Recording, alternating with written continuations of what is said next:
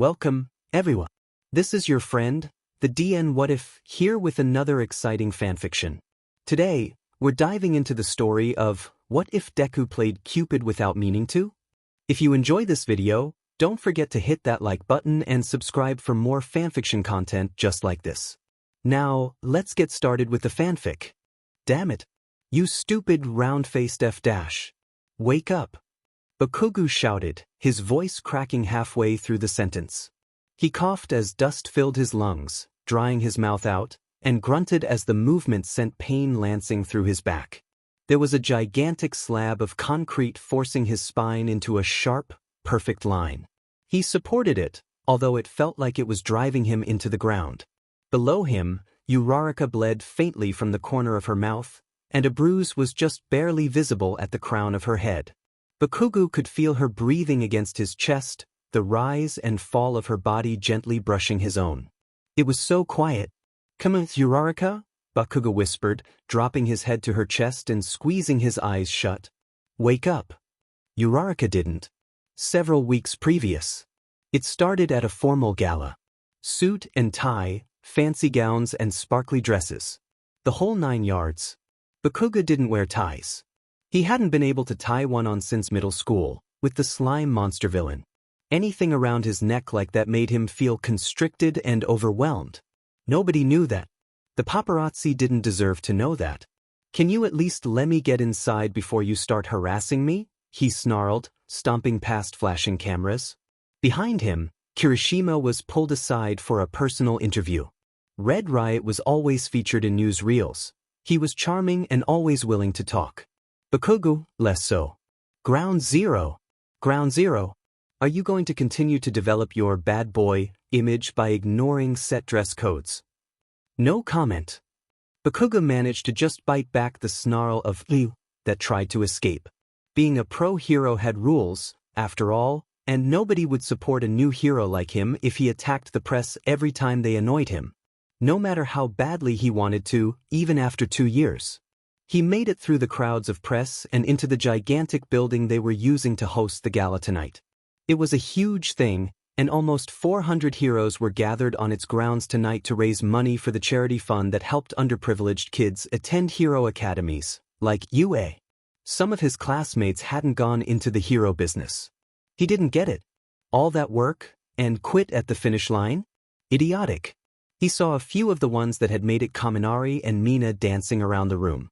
They were good friends still, and Bakugo was pretty sure they were part of the same agency. Across the room he saw Ida talking with reporters, his arms in perfect 90-degree angles. They had all entered the hero industry running and ready. So had a few more besides the obvious, but Bakugo didn't see Siro, Azui, or anyone else anywhere. The one with the weird ears, Jiru, he pretended not to know had instead started producing music. She had some deal currently with Present Mix Station. Really, the only reason Bakugo knew that was because Kirishima had her on the radio in their shared apartment all the time. She wasn't a full-time hero. So, Bakugo reasoned, it was weird that she was here. And in a suit? Bakugo almost asked Kirishima about it, hesitating only because he wasn't sure why he even cared, but then a voice rang out clearly, cutting across chatter, from his left. "Kaken." For F's sake. He ground his teeth, ignoring the protest of his jaw, and faced Deku. Kirishima clapped him on his shoulder when his first reaction wasn't a shout. Midoriya was in a pastel blue suit with a ruffled collar that definitely hadn't ever been fashionable, "Thank you very much," and Bakugo very maturely didn't comment on it. "You look like a effendi child." Kirishima sighed. Midoriya straightened his lapels, and Bakugo realized that he had 2 All Might pins as his cufflinks. "What FING nerd. You look great. It's been a while, Kaken. How are you doing?" "Fine. Did you think I wouldn't be?" Midoriya didn't, Kirishima tried. "No, of course not." Midoriya flailed his hands. "Hey guys. Oh wow, it's like a class reunion." Uraraka was suddenly there, pastel orange dress swishing over Bakugo's boots with how close she got to the group. She had her hair in some twisty style, and from her ears hung earrings that looked like fireworks. They sparkled. Bakugo frowned at them, not sure why they'd caught his attention, and tuned back into the conversation in time to see Uraraka burst into laughter as Midoriya, who was 19 goddamn years old, cover his face as he turned bright red. He scoffed and stuffed his hands into his pockets. "You too effing yet?" Uraraka squeaked, covering her mouth in shock, and Deku looked like he was choking on his own tongue. Bakugo smirked. "Oh my god, Bakugo, you can't say things like that." "Why not?" He shrugged, not caring, and Uraraka rolled her eyes at him, the normal color returning to her face. "Whatever." She sighed. "If you actually paid attention, you'd know Deku is with Todoroki-kun now." "No way." "Finally, a man." Kirishima looked proud, hugging Deku tightly enough to lift him off the ground. "What?" Bakugo sputtered, bewildered. He never noticed. "But don't feel bad, I don't think he knows Jairu and Yamamo are dating either," Kirishima said, winking, and Bakugo whipped his head around, scanning the ballroom again and indeed finding Jairu and Yaoyorozu holding hands while they talked. "What the F dash? I always thought you were observant, Kaken." Deku chuckled and Bakugo's fingers sparked. It was always such a good thing his mother custom made his clothes. "Whatever." He was interrupted when Endeavor made the microphone screech through the entire building in a valiant attempt to give a speech. Several people clapped their hands to their ears until the noise passed. Present Mike appeared, quickly remedying the situation and giving the microphone back to the #1 hero. Hello." He began, and then started talking. In the last 4-ish years, Endeavor hadn't gotten much better at the PR aspects of being a hero. But apparently he'd gotten better in other areas. As if he hadn't, Todoroki appeared beside the group. Bakugo was really trying to lose in the crowd and spent the majority of his father's speech making faces, until Deku was giggling so hard he couldn't drink the champagne someone brought him. "I didn't know Deku was gay either until they got together," Uraraka whispered, and Bakugo shot her a dark look. Her eyes had smudges of color around them. It looked weird. "He's bi," Bakugo muttered, looking away, "and you didn't know because you were too busy trying to get in his pants." "That's not true," Uraraka said, and when he went to send her another glare she laughed, right in his face. "I was trying to get him in my pants." Puff pink cheeks. Uraraka beamed at him and didn't move. Kirishima was on his other side. The speech was still going on. God, he had never hated charity before, but this was looking like the one that did him in. He almost regretted his phrasing of that thought when the ceiling suddenly rained glass as the windows above them shattered. A body fell through the air, and all around him heroes new and old readied themselves for a fight. Beside him, Kirishima's skin turned solid and rocky. Uraraka's fingers spread. Bakugo didn't move. He wasn't sure why he of all people recognized what it was. But he did. And his hands didn't go up in defense. He aimed his palms down immediately, already thinking he was the worst one for what he was about to do as he launched himself into the air. Uraraka's skirt smoldered as it got caught in the blast, and Kirishima cried out in alarm. He reached out and caught the intruder with one arm, slowing his descent carefully with a blast only slightly aimed at people. His boots made a loud noise, glass cracking under them as he landed. He dropped the body in his arms to the ground, and only then did he still, going silent. It was a corpse. He'd known that much when he'd seen it falling. He just hadn't expected to recognize the face. He didn't know her name. Why did he never learn anyone's stupid names? Shiafianji built his Dmed gauntlets and he didn't know her name? He felt horrible. He stared at her face, at her pink hair, at her jarring eyes. Hatsum-chan, someone from the crowd sounded heartbroken. The emotion felt too loud and personal in the silence that had fallen as Bakugo caught her. All around, people his age were staring. Everyone had known her. She made half of them into who they were able to be. Bakugo said, stepping back as someone rushed forward to check on the body. He shook his head, trying to shake the image of her sightless eyes staring at him. He snapped back into hero mode immediately, noticing others around him doing the same. Endeavor was gone from the stage, and most of the senior pro heroes had vanished alongside him. No doubt they were going to investigate the rooftop and outside. Bakugo moved to make eye contact with Kirishima, but found brown eyes meeting his instead of red. Round cheeks. Uraraka held out her hand. He stepped closer and touched his hand to hers without hesitation. The first time they'd done this had been in the middle of a training battle, their second year. He'd been gunning for Deku as usual, and she'd slipped under his guard and slapped his butt of all things. The explosion that should have sent him rocketing into Deku sent him hurtling way too fast not only into Deku, but through 4 walls. After that, they'd played with it a little. It wasn't the first time Bakugo had been impressed with Uraraka. But it was the first he'd said so. They immediately began to float. A few heads turned to look at them, but Ida began to herd everyone to investigate the grounds. 400 heroes, and they all turned into idiots around one another, it seemed. Bakugo saw Todoroki on the phone. He couldn't see Deku. He wondered where the idiot had run off to, but then Uraraka tugged on his belt. Bakugo looked up again as they grew closer to the glass. Then he frowned. Wait a second. It looks wrong, doesn't it? Uraraka said, squinting. She pointed off to the right of the broken skylight. Take us over there? Bakugo put his hand behind his back and made the tiniest explosion he could manage. They still zoomed towards where she'd pointed much faster than intended. Bakugo had to constantly move his hand, little explosions going off to keep them in place. The cuffs of his suit were going to be scorched to hell. Someone effing wrote on the ceiling? What the hell does it say? He grunted, a little too focused on keeping them away from the spikes of glass to read the small words scrawled in the stone. It's chiseled out, like someone had a knife or claw, Uraraka said, and Bakugo grunted again. Get on with it, damn it. It's like a fraction. 1 over a question mark. Uraraka shifted her weight slightly, and Bakugo managed to get a quick glimpse of what she was talking about. Who's next? If they don't catch whoever did this, it's gonna turn into a FING serial killing. Bakugo grit his teeth. Let's go up through the roof. Endeavor is probably up there. I think I saw Hawks grab him. Uraraka nodded.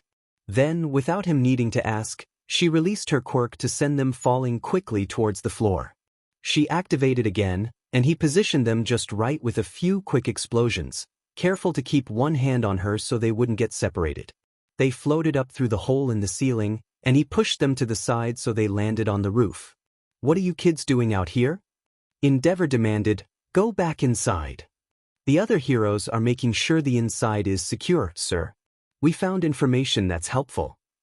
Uraraka said, speaking almost on top of Endeavor to make sure Bakugo didn't get a chance to talk. If Ground Zero and Endeavor started bickering, it was never going to end. As Uraraka rattled off a report of what they found, Bakugo moved over to the edge of the room, peering over. Below him, Kirishima was holding a door open as heroes poured out of the building and into the grass. Hawks was circling the building, looking for anything suspicious. His wings were a bright spot against the night sky. He gave Bakugo a nod of acknowledgement, but didn't stop moving. So there's someone threatening us. Here, tonight. Endeavor scowled into the distance. But why? Another Stain cult? Hawks asked, landing right beside Endeavor and seemingly oblivious to the flames. H. Hatsum wasn't a hero, though. If they're trying to be like Stain, like the League of Villains sort of claimed, then wouldn't they, Uraraka said, tapping her lips in thought. Bakugo wondered if she'd gotten that from Deku. She never got to finish her sentence, because a blast of freezing air came up from inside the building. Endeavor's eyes went wide. Was that Todoroki? Uraraka said, already at the edge of the hole. Ground Zero, come on. Bakugo made it to the skylight as she jumped in, only a half step behind her. They both caught themselves with their quirks before they hit the ground and stopped. Get out of here, and take as many people as you can, Shoto said, glancing over his shoulder. For barely a second. He was busy making the biggest and thickest ice wall any of them had ever seen, accompanied by a tiny girl with scales on her face and a water quirk, and a few other ice users. Deku says there's a bomb downstairs. Then why the F are you building a wall? They need to defuse it, you the idiot. Bakugo snarled, a cold fear settling in his stomach. It's on a timer, and there's less than 2 minutes left. Shoto barked back. Most of the other heroes have escaped. Do a sweep and make sure. Uraraka didn't need to be told twice. She sprinted past, barreling down an unblocked hallway.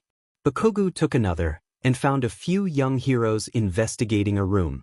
Everyone get out. There's a bomb. Unsurprisingly, they didn't need to be told twice.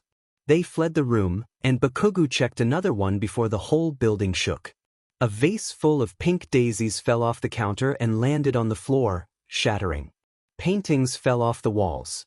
The entire house felt like it was vibrating for just a second, and then it stopped. The house remained standing. Bakugo trekked back into the entrance hall, spotting a few heroes along the way that looked shaken, but not hurt. It didn't make sense. If the bomb wasn't even big enough to bring down the house, what was it for? Emergency services are on their way. Someone told him. He wasn't sure why they told him, but he nodded. He approached Todoroki. The other man had his hands up. There was just a hint of frost covering half his face, and his breath puffed out before him. He gave Bakugo an exhausted look. Need help, Icy Hot? Todoroki rolled his eyes towards him, tilting his head. It is a lot. Bakugo nodded. He couldn't help but think that Todoroki was probably the only reason this building was still standing. He carefully removed his suit jacket before tossing it on the floor behind him, and set about blasting away large chunks of the ice wall. Todoroki followed him with quick bursts of flame, and together they worked to dismantle the wall. Uraraka appeared moments later, out of breath and looking faintly green like she sometimes did when she overused her powers. Bakugo found himself wanting to ask, but didn't. He wasn't sure why. He blasted a much larger chunk of ice, and Todoroki melted the rest of it away. Uraraka stood by, not really having a way to help. Has anyone seen Deku? She asked, sounding concerned. I saw him briefly before the explosion. He ran out a window. I thought he had someone with him, but I'm not sure. Todoroki said, a tightness to his voice that Bakugo had thought was strained from using his quirk so hard so fast. Now he wasn't sure. Strain and concern apparently sounded a lot alike. I'm going to look for him, Uraraka said. Text me if you find him before me, okay? Bakugo went to say that he didn't have her number, but Todoroki nodded and so she was gone. So, Deku? Really? Bakugo asked between explosions. Don't. Todoroki said, and it sounded both like a warning and an exasperated sigh. His flames felt a little hotter as he side-eyed Bakugo with a dry look. You, Bakugo muttered, I was just making conversation. Todoroki actually chuckled at that. They worked in silence after that, except for the loud noises of Bakugo's explosions, and within 15 minutes had the wall down to where they could see over it. The other side of the house was worse off, to be sure, but still not nearly as bad as Bakugo expected. Every picture had fallen off the wall, and every vase or fancy chandelier was shattered completely. All the windows had broken, either from heroes jumping out of them to escape or the explosion itself. But still, the damage was minimal, especially for a bomb that was planted underneath such a fancy building. Had one of the heroes done something? Made a bubble around the detonation zone? Gotten it away? Bakugo frowned. Something's weird. Before Todoroki could respond, Deku arrived. His suit was scorched along the back, but it didn't seem to have eaten through his dress shirt underneath. His slacks were also ruined, shredded until they ended at the knee with nothing but scraggly threads below. He was sweating, and his eyes had the wild look to them they sometimes got after a particularly dangerous rescue mission. Nobody died, he said, sounding relieved. I've checked. Everyone on the guest list has been accounted for. Except you two, obviously, but I told them where you were. He rubbed a hand over his face, pushing his hair back. What the hell happened? Bakugo asked, pretending not to notice the way Todoroki twitched towards Deku like he wanted to embrace him. There was a bomb. Deku said, looking very grave as his eyebrows came down low over his bright green eyes. I found it right at the bottom of the stairs to the basement. The door was locked, but I broke it down because I heard crying. There was someone with the bomb? Todoroki asked, leaning forward without even seeming to notice. Yeah. 2 people, actually. They were just some girls that said they'd been walking around the area. Next thing they knew, they were tied together and tied to a bomb. Deku rubbed his eyes again, sweat irritating him. I managed to get them out, but only barely. I was scared the bomb would be more dangerous. It wasn't for everyone? Bakugo frowned. Someone made a bomb, just to kill 2 random girls? Deku shook his head. It sounds wrong, I know. The girls are probably going to be grilled a little more by the detective agency. But I left before then, He trailed off, gazing at Todoroki and turning slightly pink. I wanted to check on the extent of the damages. It burned up your suit jacket, Todoroki said. You must have been close if it wasn't very damaging. Ugh. Bakugo grunted. Gross. I'm gonna leave before you guys start eye-fucking for real. Deku jerked as though struck. Oh. No, I mean, he fumbled, the light color in his cheeks turning decidedly darker. Kaken, wait. Bakugo had grown a lot over the course of high school, and even more after 2 years of being a hero. That didn't mean he didn't think about ignoring his childhood friend. He managed to stop, but only barely, glancing over his shoulder with a scowl. What, shitty Deku? The detectives want to talk to you. Deku said, because you caught the body. As he said it, Deku seemed to remember whose corpse it was that Bakugo had caught out of a freefall. His eyes went wide and he went completely still. Oh God, Hatsum-sen. As tears began welling in his eyes, Bakugo left. Behind him, he heard Todoroki's deep voice murmur words he couldn't make out. He left them to it. I'm effing telling you, she was dead before I ever touched her. I don't know why the hell you keep goddamn asking me this shit. Bakugo roared, slamming his hands down on the table. I'm getting effing sick of you accusing me of killing a girl I grew up with. Nobody is accusing you of anything, Ground Zero. Tsuragami said, already used to Bakugo's explosive temper. We just need all the details we can get. I don't know shit. Bakugo said, except that someone killed her, threw her through the stupid skylight, wrote a bunch of shit on the wall, and then strapped 2 random civilians to a bomb. Tsuragami said, a small bark escaping him as he thought. Bakugo really didn't like this guy. Very well. You're dismissed.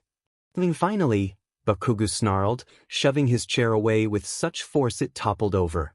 He'd been trapped at the police station for almost 3 hours. They'd been investigating, interviewing random heroes, whatever it was detectives did, and had only just made time for Bakugo's interview about an hour ago. And then they'd done nothing but demand to know if Hatsume was alive before he caught her. As if he'd somehow been the cause of her death. Bakugo ripped his cell phone from his pocket, snarling when he realized it had died at some point. The hell, wonderful. He stomped out of the hallway and towards the main entrance. Oh! Someone he'd shoved said, and he paused at the voice. What are you still doing here, pink cheeks? He asked, slightly less harsh than he'd been. Besides getting in my way. She held out a cup. Serves. A fancy lot, with cinnamon dashed across the top. His favorite drink? What? I texted Mina, and she knew what you liked. Uraraka said, and he nodded, warily taking it from her. Everyone else we know left already. I waited for you. Why? He demanded, sipping the drink. Almost immediately, the familiarity of it made him relax just a little, his shoulders dropping from his ears. Thank you for the drink. But why the hell did you stay behind? I didn't want to walk home alone. Uraraka said, ever the honest one. Her eyes seemed a bit red. Bakugo pretended not to notice. One of her earrings was swinging, from when she tilted her head. It caught the light and flickered, like a firework. Why the f not? Bakugo demanded again, to her statement. You're just as capable as any of the fuckwits there tonight. You don't need a chaperone. Uraraka shrugged, chewing on her lip. Maybe I wanted one anyways. She hesitated and then sighed. I was going to walk home with Deku and Todoroki, but they're gross. Bakugo said in agreement. Uraraka hummed, but didn't look like she disagreed. They were a new couple, it was probably hard not to be gross. FNG fine. I'll walk you home. We'll walk each other home. Uraraka said. She looked up at him, and he found himself staring. Her dress had scorch marks down one side. From him. And she'd ripped it. He cleared his throat and moved towards the door, taking another sip of cinnamon and spice and not waiting for her to say she was ready. She caught up easily, and they stepped into the cool night air together. The walk was easy. So easy. He was surprised. He expected her to chatter away like Deku, or lecture him and gesture wildly like Ida. They were close friends, after all, it only made sense for them to all be alike.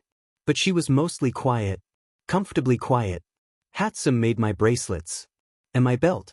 They helped with my nausea. She said suddenly, and like that the comfortable silence was shattered. She blinked owlishly as though unsure why she'd said that. Bakugo looked at her warily. Was she about to start crying? I never liked her though. No, I shouldn't have said that. Uraraka covered her mouth and looked around, as though she expected someone to come out and scold her. As it was, Bakugo just snorted. You're effing blunt, he said, and then for some reason he didn't understand, why not? What? Uraraka turned her wide eyes on him, and Bakugo hurriedly looked away. Why didn't you like her? She flirted with my friends. A lot. Uraraka sighed. She never really seemed to even notice me. I hated how nobody would pay attention to me around Ida-kun and Deku. Bakugo snorted. Plenty of people paid attention to you, he muttered. You were just too busy looking up at those two FNG nerds to notice. Uraraka slowed to a stop. Bakugo frowned, gut clenching as he began wondering if he'd said something weird. He didn't talk to many people. Really, he only talked to Kirishima and occasionally Kaminari, but she was smiling at him. He stared. This is my apartment. She said, oh. Bakugo said, good. Her smile turned a little teasing. He found he liked it. Then he quickly dismissed that thought. If you ever need to visit, I live in 221. She said, second floor at the very end by the stairs. Why would I need to visit you? Bakugo sneered dismissively. Uraraka tilted her head, studying him. Lots of reasons. She said finally, but she made your gauntlets too. Bakugo tensed in surprise, about to give her some snappy comeback, but she was already moving up the stairs to the front door. FNG go to sleep, he said, which didn't make much sense, but for some reason the words had come out of his mouth. You too, Uraraka said with a snort, shutting the door. Bakugo walked another block to his own apartment and opened the door. Kirishima was cooking at the stove, despite how late it was. He glanced back and gave Bakugo a nod. Bakugo moved through the kitchen to their bathroom. He showered quickly, scrubbing his hands through his hair, then scrubbing his arms until they were red. Then he washed his hands and his hands and his hands. He couldn't get the Hatsume's body had looked in his hands out of his head. He fell asleep from sheer exhaustion and dreamed. He dreamed that instead of Mei Hatsume falling lifeless from the ceiling, it was a brunette, with rosy pink cheeks and eyes like his favorite Starbucks drink. He woke up and didn't get back to sleep. Uraraka woke up because her phone was going off. At first, she was irritated. She hadn't been able to fall asleep last night, staying up way too late crying into Ajui's shoulder. The frog hero hadn't been at the dance, she'd been on patrol, but news of the events had spread quickly amongst the hero community. Ajui had been waiting with a plate of sugar cookies and a blanket. Tradition, for missions gone so very wrong. She forced herself back to the present, sleep-blurred eyes staring at her phone. She had a few missed texts, but it was Deku's face dancing across her screen. He was calling her. She should answer. Hello, she said, her voice coming out a little more hoarse than she'd intended. Did you just wake up? Deku asked. She frowned. It was only 7. She hadn't exactly slept in. Why? You're supposed to be at the Hosu police station in an hour. Deku said, sounding a little worried. Your train ride is 40 minutes, at least. What? Uraraka shrieked, leaping out of bed and stumbling over her dress from last night. She'd just thrown it on the floor. What? What are you talking about? Check your texts, Uraraka-chan. Deku said, they're calling in the 3 of us and Kaken. 3 of us and Kaken. When had the 3 of us become Todoroki, Midoriya, and herself? What? Uraraka fell over again, this time because her phone was plugged in and she was trying to walk away without unplugging it. She stopped, stilling herself. Well, when you get there, tell them I'll be a little late, but I'm on my way. Okay, Uraraka-chan.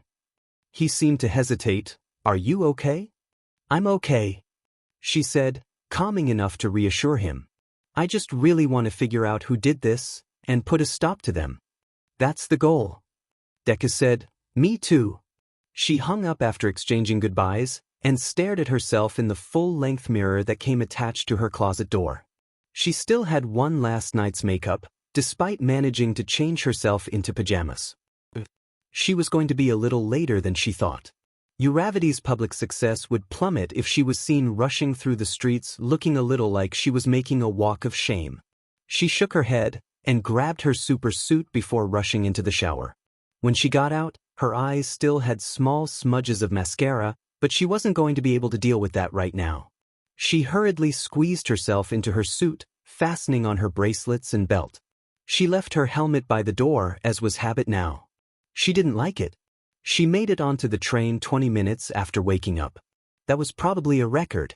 Her hair was still wet, but she looked much more put together than she'd believed herself to be. An hour later, she burst into the police station, panting a little from jogging all the way there from the train station. She met the startled eyes of several officers and nodded to them politely. I was requested? An officer stepped forward to lead her to the back room where the detectives were sitting. She nodded her head, told Uravity to stay safe, and ducked back out into the hall. About FNG time, round cheeks. Bakugo muttered, we've all been waiting. Deku stood up, offering her his chair. There were only 2 chairs. Todoroki nodded at her from where he was standing beside the desk. I'm fine standing, she said, like she hadn't been standing or jogging all morning since waking up. But she could feel Bakugo's eyes on her, weighing her, so she stood. Deku sat back down. We've called on your 4 because without you, last night may have gone a lot worse, the detective said. He had a badge on the desk beside him that read, Yagami. He didn't appear to have any physical quirk, if he had any at all. We're looking into a situation that has all the signs of an up-and-coming serial killer, and one intent on doing things quickly, if last night was anything to go by. Has any new information come up? Uraraka said because last she'd heard of the killer they were as lost as the rest of the city. The only new thing we have to say is that the 2 girls weren't random, the detective said, and then sighed. They're from the accounting department at UA. Your year. He cracked his neck and sighed again, which means this is starting to look like the killer has a type. UA graduates of your year. It's just odd that they haven't chosen a specific department. Those were UA students? Deku's green eyes were big. He didn't recognize them. It wouldn't make much sense for you two. They probably never interacted with your class. Yagami folded his hands. We've been doing all we can to hunt down the killer, but there just isn't any evidence. We analyzed the entire ceiling, the skylight, everything. No DNA was present except Hatsum-san's. What was the cause of death? Todoroki asked, his arms crossed across his chest. She looked completely unharmed. That was true, Uraraka realized. She'd almost seemed asleep. Uraraka had thought she was just unconscious until Bakugo's horrified face told her otherwise. She glanced at him. The smudges under his eyes were darker than usual.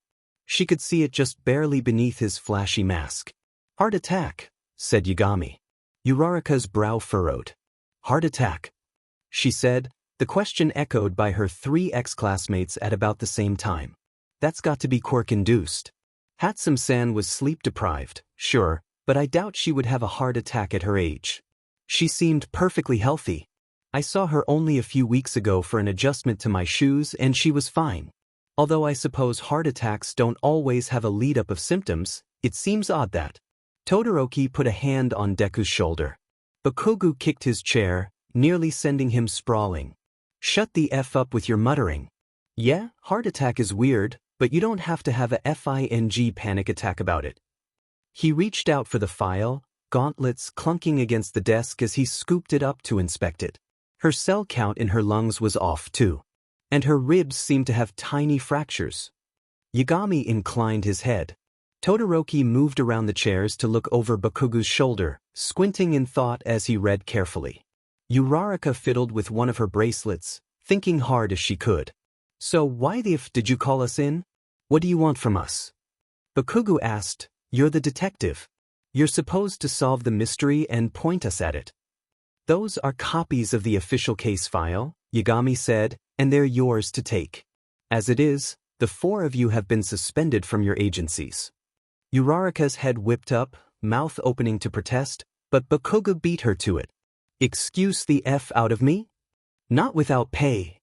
Yagami said quickly, because Uravity's eyes had started to glow with furious fire. You're being rented by the Investigation Bureau. Why us? Uravity asked.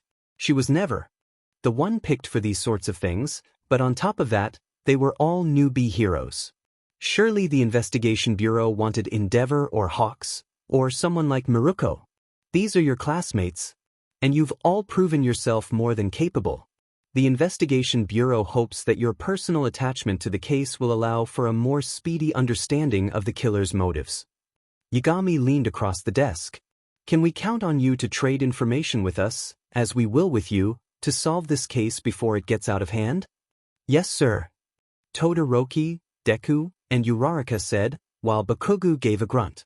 They were dismissed from the office. Uraraka's stomach growled loudly, but she pretended not to notice.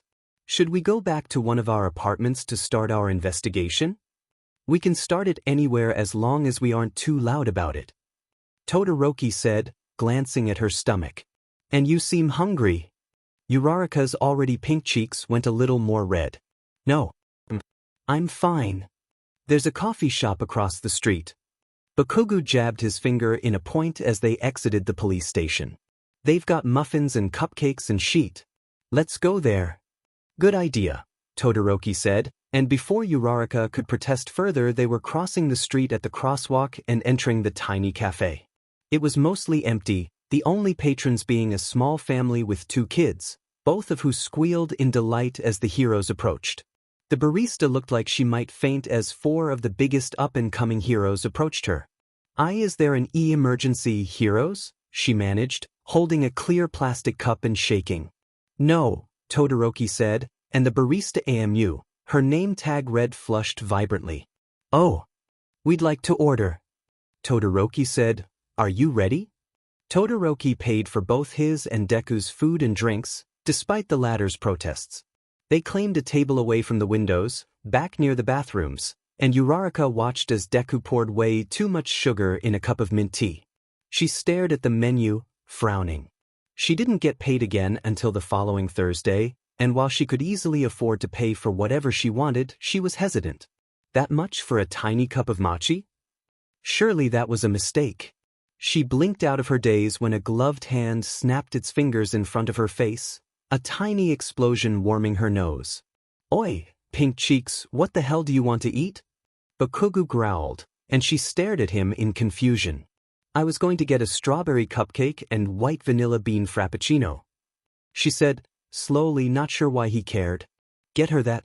And the cup of stupid matcha. Bakugo told the barista, and she rang out a total that was much higher than Uraraka would have ever spent on a single breakfast. What? Shut up.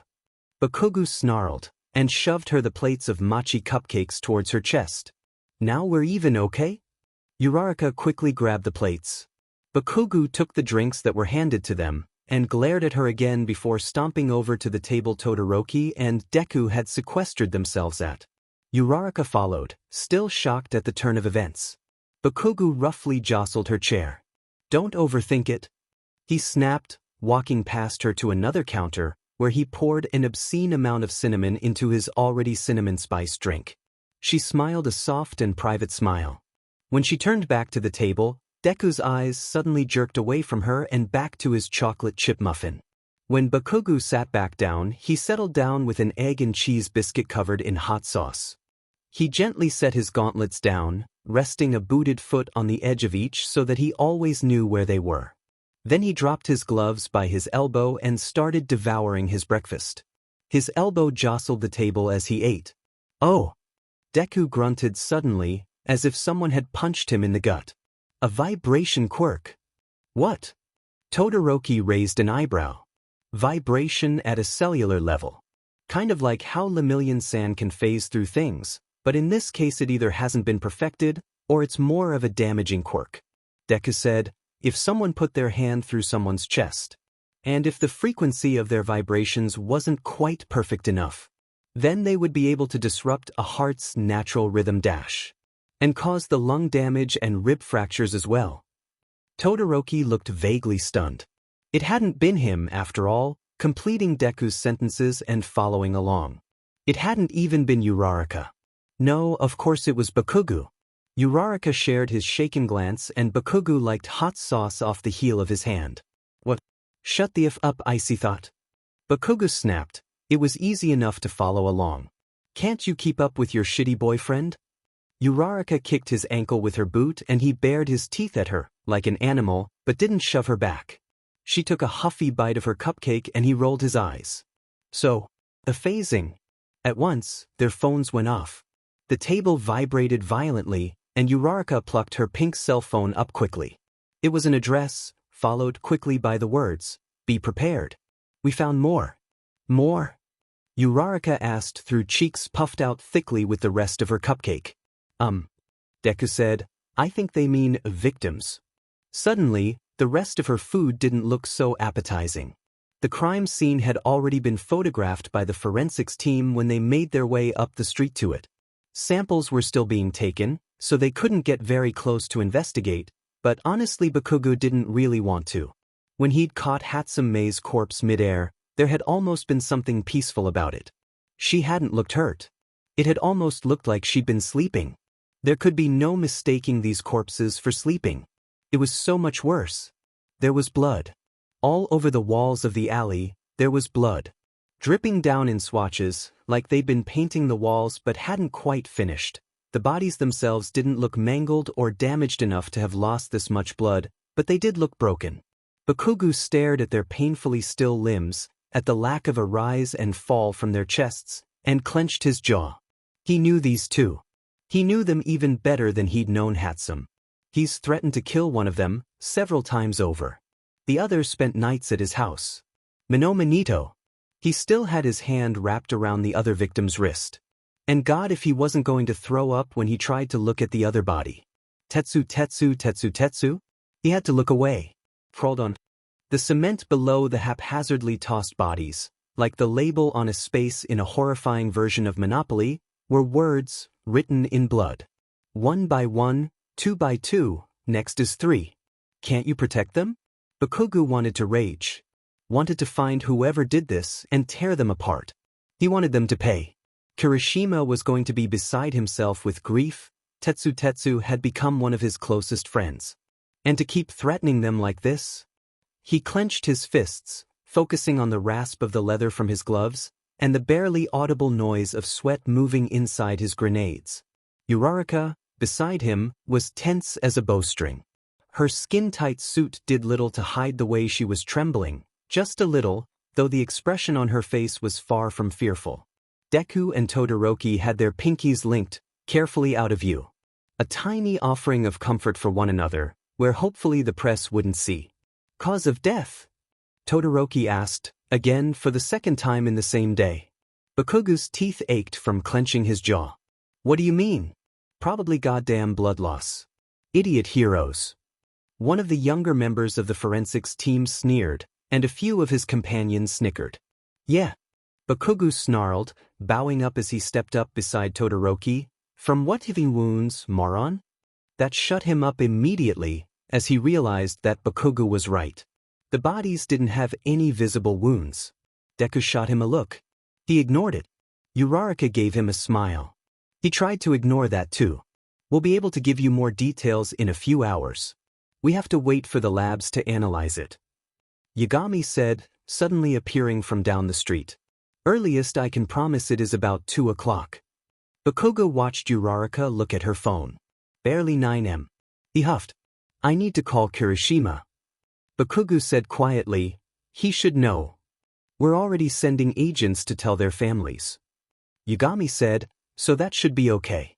But it needs to wait. Bakugo felt himself bristle. Uraraka, beside him, asked why. Yagami led them through the police tape, carefully stepping around the bodies and blood so as not to disturb anything. The heroes mimicked his footsteps, placing their boots only where he placed his. Eventually, Yagami came to a full stop and pointed. "This is why you're here," he said, and Bakugu followed the line of his arm to the ground. A fully formed, perfect bloody footprint graced his vision, and he froze. "Evidence. It's a size 6. Women's." Yagami said, "I can send the brand over to you in a text. But I want you to scour this block and the ones around it. Whoever made this big of a mess didn't get off without a drop on them." Bakugu was already moving, surprised to see Uraraka at his shoulder. The blood was still fresh. The culprit could be nearby. He sent Uraraka a look as he turned right, and she nodded, sprinting across the street. Deku and Todoroki went left, and they began to search. Their presence drew both concerned and awe-filled eyes. Bakugu gruffly refused to give an autograph to some starry-eyed woman, apologizing only as an afterthought as he made it to the end of the block and didn't see anything suspicious. He scowled, scanning this way and that, trying to find where to go. "Ground Zero, please, an autograph." He snarled in frustration, "I'm kinda busy here. Please." "No. Ground Zero." A notebook was shoved so close to his face, if he hadn't reared back he would have cut his nose. As it was, it only just brushed his cheek. He immediately bristled, slapping the notebook out of his face and snarling at the petite woman holding it. She flinched away, tears erupting, and fled. Get lost. That was definitely going to come down badly on his PR handler later, but if it. "Kaken, up here," Deku called, and Bakugu looked up to see him on a rooftop. He blasted his way up there easily, landing with a crunch of gravel beneath his boots. "Find something?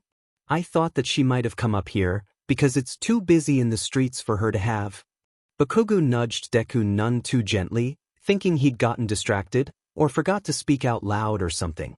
But Deku had frozen, staring at him. "What?" he snarled. "What the hell are you staring for?" "Kaken," Deku said, reaching out and touching his face. Bakugu reared back, startled and uncomfortable at the almost gentle contact, and Deku held up his hand. There was blood on his fingers. Bakugu slapped a hand to his own cheek and looked at the fingers of his glove. Blood. Not much, he wasn't the one bleeding, but there was blood on his face. He spun around, slamming his hands on the ledge lining the roof of the building they stood on, scanning the streets. What did she look like? Little he knew, and he thought she had dark hair. But was it black? Dark brown? He cursed under his breath, looking for someone crying. Deku peppered questions at his back. "I don't know. I don't remember." Bakugu snapped. "She had dark hair, and she was crying. She asked for my autograph." Deku began pointing out people in the crowd, and Bakugu roared again, launching himself over the side and shoving through the crowd. "Did anyone see a girl crying? Short with a notebook?" Everyone shook their heads, and he raked his hands through his hair. She was gone. They searched for hours, but there was no trace of her anywhere. No more blood, no sightings. Bakugu slammed his fist into the wall and cursed some more. "It's not your fault, Kaken," Deku said, and Bakugu rounded on him, explosions going off in his palms. "Shut the hell up, Deku. If I hadn't been so It was a tactic to rile you up. You shouldn't let her win." Todoroki interrupted, cool as ever in the face of one of his tantrums, but Bakugu had grown a lot. He backed down. "Why didn't she just kill me then?" Bakugu snarled, "I wasn't even looking at her. Because she needs 3 people for her next murder." Uraraka said, "Didn't you see? First, just Hatsum. Then those 2. Next, it's going to be 3. She's trying to escalate it. What do we do? If we're always one step behind, she's going to kill whoever she wants and we won't be able to stop it."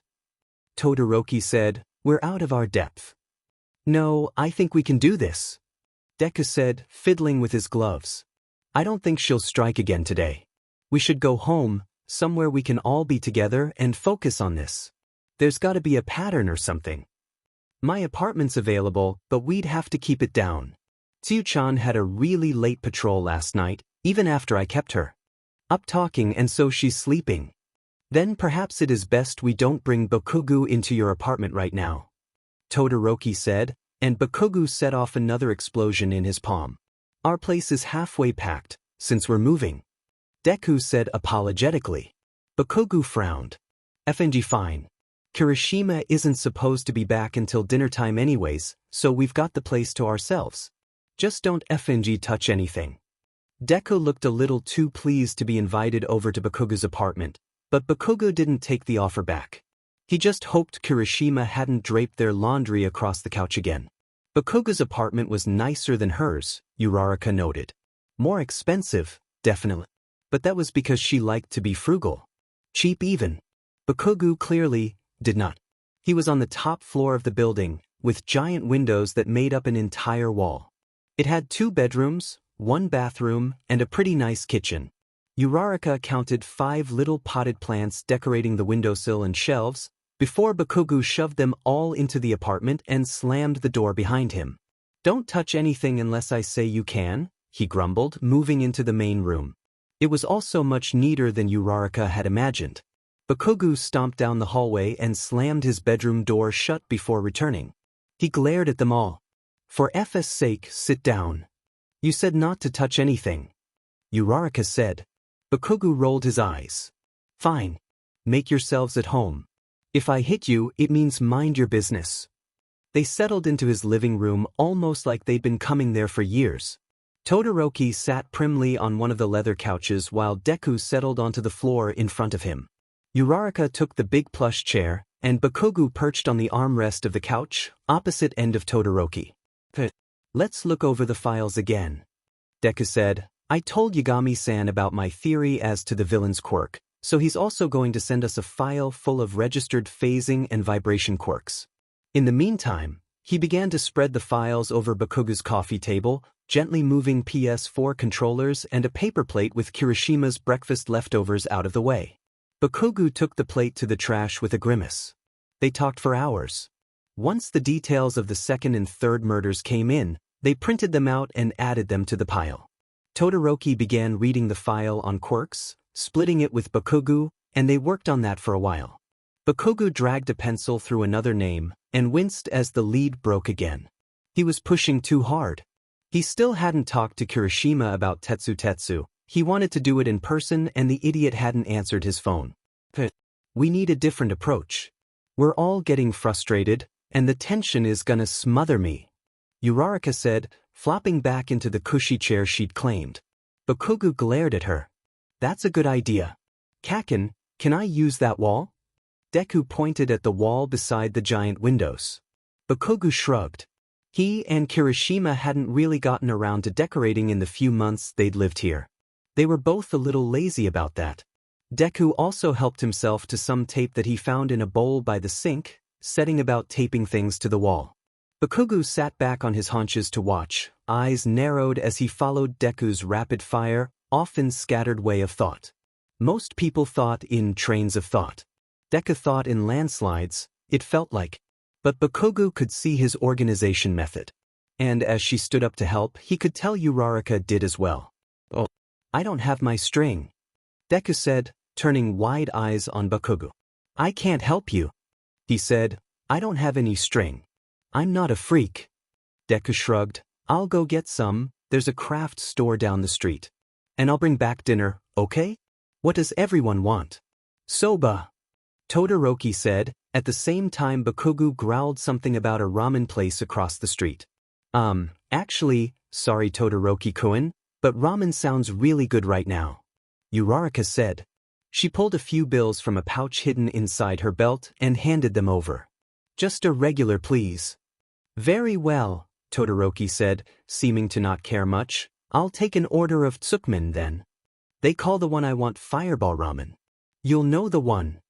Bakugo passed over his money as well, and Midoriya nodded. I'll be back in an hour, maybe an hour and some change. He smiled at them all, and then without warning he gave Todoroki a kiss on the lips, holding his cheek like he was some kind of princess. Bakugo hastily looked away. Todoroki had a light blush on his cheeks at the display of affection, but didn't look upset in the least. Return safely, Midoriya. Deku nodded, and then he hurried out the door and let it swing closed behind him. Bakugo went to get them all something to drink from the kitchen. His legs protested to so many hours on the floor. Do you really set yourself on fire sometimes when you blush? Uraraka asked, a laugh in her voice. He glanced over his shoulder. She had her feet up on the chair, painted pink toes wiggling against the armrest. He got so distracted by how comfortable and at ease she looked in his home that he almost missed Todoroki's answer. Is it true the first time someone kissed you, you floated away and had to grab a street light to stop yourself? What the F dash? Bakugo snorted, while Uraraka turned pink as her suit and puffed her cheeks out at Todoroki. But, she pouted, that was a secret between me and Deku. Oops. Todoroki said, looking amused. They seemed to decide against continuing to work without Deku, making small talk amongst the two of them as Bakugo first went to change clothes. Then the three of them as Bakugo went back to the kitchen and made Todoroki some tea. He seemed really against using their kettle, for whatever reason, so Bakugo did it himself and poured Uraraka a glass of juice. I'm gonna run home really quick actually. Uraraka said, I want to grab some clothes and change. Unfortunately, my suit isn't really comfortable. Bakugo gave her a once-over, thinking that he could see why it might not be comfortable when it clung to her every curve and rounded edge. She had so many curves. He wanted to touch the material of her suit and figure out what it felt like under his bare fingers. He started out of his daze, only realizing he'd been staring when he dragged his eyes back to her face that she'd been watching him watch her. Okay, do what you want, he said, quickly turning back around and nearly burning himself grabbing the tea kettle. Couldn't you just loan her some clothes?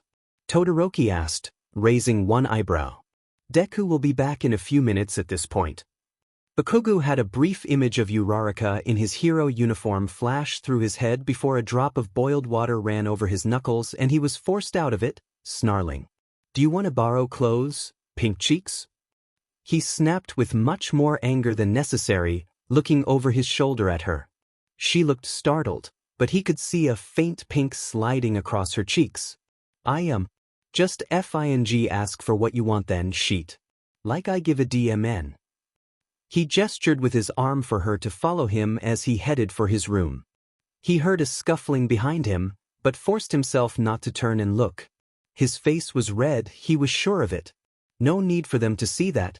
As soon as Bakugo moved around the corner, Uraraka swatted at Todoroki, glaring heatedly.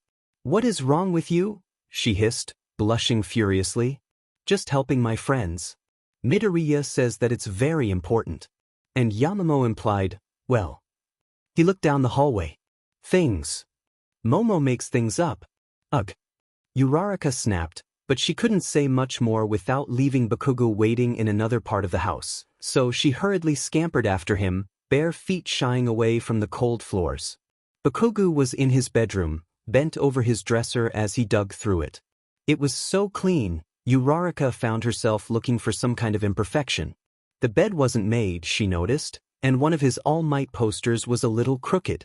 She felt something inside her soften, suddenly, when she realized that he had letters from his mom thrown across his desk, and then that something completely melted as she noticed a class picture framed on it as well. Stop your snooping, round cheeks. Bakugo's harsh voice made her jump, for some reason, and she turned around just in time to get a pair of sweatpants in her face, and something else on top of it. A tank top, she saw as she pulled it off her head.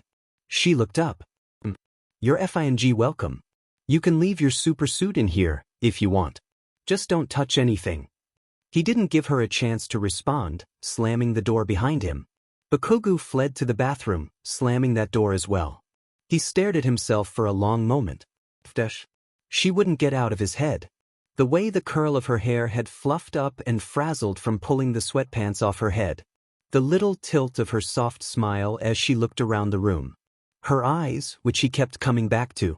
The softness that made up every aspect of her, except for how incredibly strong she was. The dangerous sway of her hips, the curve of her waist. He could probably fit his hands around her sides perfectly. He turned the sink on, and cupped the water in his palms. His hands were so sweaty. F-, he muttered out loud. Inside his bedroom, Uraraka stared at herself in the mirror above Bakugo's dresser. She recognized this shirt, which meant anyone that saw her in it no doubt would recognize it too. but there was something charming about it. Bakugo used to wear the black tank top, with its colorful skull motif, all the time in high school. It had to be one of his favorites. The fact that he let her borrow it. Uraraka clapped her hands to her cheeks, and then quickly had to release her quirk as her feet lifted off the floor. Don't do it, Thuchako, she thought. No emotions for the emotionally constipated hothead.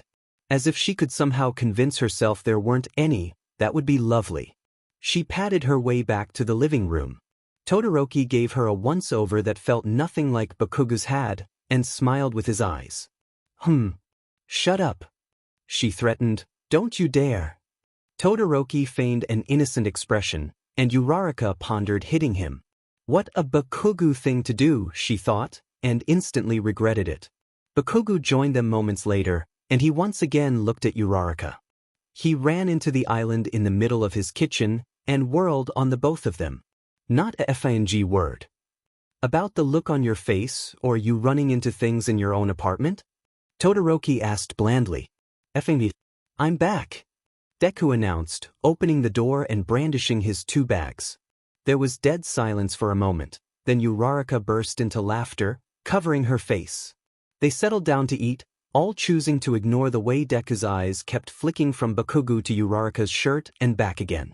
I think we can cross Kyoji Makanari off the list, Todoroki volunteered, once the silence had stretched into dangerous territory and Bakugo's furious aura had threatened them all enough. Just like that, they were back on track. One by one, they finished their ramen and set the bowls aside. Bakugo got up at one point, piling them all together, and walked back into the kitchen.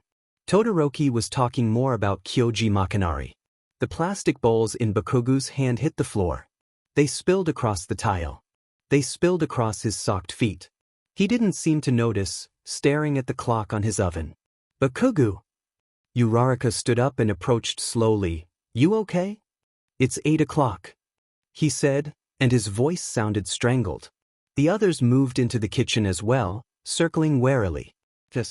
So, Kirishima should have been home at 6. Deku grabbed the island in front of him. Call him. At once, Bakugo whipped out his phone. He punched Kirishima's stupid grinning contact photo and slammed it against his ear, listening to the dial tone with his entire heart in his throat. Uraraka's hand curled around his other arm, and for once he didn't throw her off. It went to voicemail. He tried again. Voicemail. Deku tried, and Uraraka. Even Todoroki. Voicemail, each and every one of them. Bakugo tried again, desperate, the tension in his throat making his eyes sting. Voicemail. This time, he left a message. Damn it, Kiri-Idru, call me back. If you're okay, you'd better call me back. The beep as he ended the message made his eyes sting. Uraraka had never seen Bakugo cry. She was sure Deku had, given how long they'd known each other. But never had he cried in front of her, not in 5 years. Not until the day Kirishima-Idru didn't show up for dinner. Almost immediately after completing the voicemail, she and Bakugo had changed back into their hero costumes. She tried to use the bathroom to change, but before she could even move, Bakugo had grabbed his clothes and vanished inside. She heard the sink running again when she passed, suited up a few moments later. It didn't mask the sound of his breathing, heavy and quick, like he was panicking. When he came out, only a few seconds later, she wondered if she'd imagined it. He looked so steady and in control. He buckled on his gauntlets. I'm going to look for him. We all are. Let's go in pairs so we don't get caught off guard, Uraraka said, and Bakugo shrugged before shouldering open his front door and hurrying down the hallway, his boots making muted thuds on the old, stained carpet. He didn't seem to care if they followed or not. She glanced back at the other 2 boys, and they both nodded to her. We'll go downtown. You guys go where you need to, Deku said, and if you get in trouble, I'll send you an SOS. Promise. She nodded to both of them and rushed after Bakugo. She caught up to him on the stairs. There were 6 floors to this building. He had deemed the elevator too slow, and was preparing to jump down the middle of the staircase. Uraraka shrugged and took his hand, vaulting over the railing and dragging him with her. What, hey, pink cheeks, watch it? He looked startled, and she was glad. Anything to get the haunted look gone from his big, sad eyes. A few feet from the floor, she stopped them falling with ease, and as soon as they had their feet under them, she released her quirk. He looked at her, his eyes narrowed just the slightest bit, lips parted. Sometimes when he looked at her like that, Uraraka thought she might float away, even without her quirk. He looked soft, proud. The moment was broken as he shoved open the back door and led her out into the street. It was chilly out, getting colder as they neared winter. We'll go to where he works. Maybe he's just doing overtime and not checking his phone. Uraraka nodded.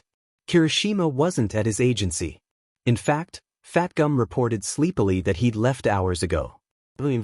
He wasn't at his favorite karaoke bar, where he sometimes disappeared for hours at a time with Mina or Kaminari. Thinking of them, Bakugo called them both. Then he called Siro. His fingers shook as he dialed Jiru's number. Kirishima wasn't there either. Bakugo was close to breaking down. Uraraka could see it in the twitch of his fingers, the nervous skitter of his eyes. They took to the skies, blasting around in something a little too jerky to be called flying, but with too much airtime to just be jumping. They searched block after block. Nothing. And then they found him. Uraraka choked on her breath, her eyes stinging with a sudden flood of tears. She felt Bakugo's hand tighten on hers, then let go. A spot of red hair, stepping out of a house still in his hero suit, miles from anywhere he should have been. Kirishima! Bakugo roared as he fell out of the sky, hands blazing. Kirishima jerked back a step, then looked up. Bakugo slammed into him. If Kirishima hadn't hardened up, they'd both have hit the ground. As it was, Kirishima simply tore up a foot of sidewalk instead. Warning, please. We talked about warnings. Where the F were you? Bakugo demanded, holding his friend by the shoulders at arm's length. Uraraka gently touched down on the sidewalk behind him, wringing her hands. I heard the news. About Tetsu. Kirishima's eyes, Uraraka noticed as he softened up again, were wet. Bakugo's harsh grip softened slightly. Uraraka took a half step forward, hesitating. So I went to buy flowers. And then I came here. It's his house. He lived with his parents. Kirishima was fighting hard not to cry. Uraraka surged forward and hugged him before thinking better of it. His arm came tightly around her back, and she felt his tears warm the top of her head. Sheet, Bakugo said quietly. And then Uraraka found herself with one of his arms around her too, the grenade digging painfully into her lower back. I'm sorry. I wanted to tell you. But I didn't want to do it over the phone. Uraraka had never heard Bakugo apologize, either. Kirishima squeezed them both tighter. Bakugo's breath warmed her forehead. She blinked open her eyes, and found his staring at her. This isn't about us, she thought, but her arm came around Bakugo's back anyways. His tank top was soft. His back was not. Reluctantly, she broke away from the embrace after a long moment. Bakugo immediately backed off as well, his cheeks lightly pink. Uraraka pretended not to notice him rub his face. Kirishima made no effort to hide the sight of him wiping away his tears. We found him. He's safe. Back to Bakugo's apartment? She texted Deku, not even thinking about it. Kirishima's okay? Deku checked. He's safe. He was visiting a friend. Then let's take a break for the night. I think we need a step back. We can reconvene tomorrow.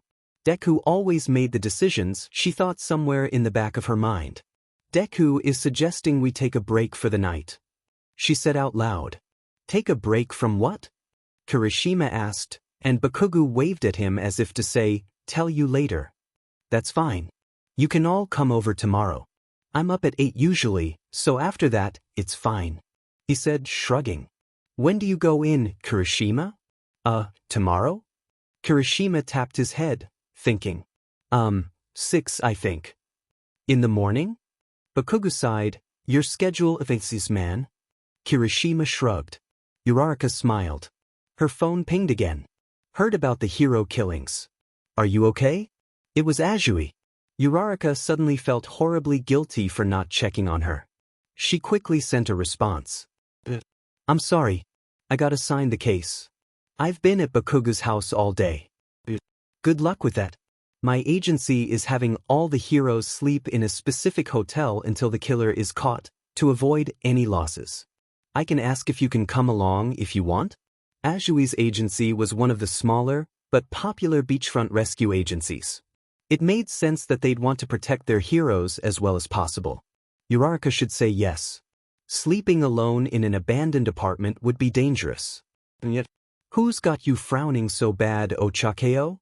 Kirishima asked, gently sing-songing her name. She looked up in surprise. Tsuchan is spending the night at a hotel. Her agency insists. She found herself saying, ever the honest Ochako. Bakugu had shot Kirishima a glare. Uraraka wasn't sure why, but he quickly snapped his eyes back to hers at her statement. What? Froggy isn't gonna be at your place?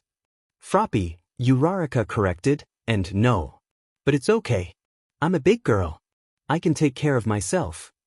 Come stay with us, Kirishima said, while Bakugu said, come stay with me. There was a tense silence. Kirishima sent Bakugu a stunned look. Bakugu refused to make eye contact with him, staring instead steadily at Uraraka. Well, angel face? Uraraka's stomach had simply been full of butterflies at the offer of staying. At the new nickname, however, it flew the coop completely. She lost it. Her stomach was now gone. And her heart was in her mouth. Surely if she talked now, even to respond, they'd all watch her heart fly out and smash to pieces on the floor. If it won't bother you too much, she said. Had she said that? Out loud? She hadn't told her mouth to move. I don't fing offer sheet if I don't mean it. Bakugu muttered, looking away.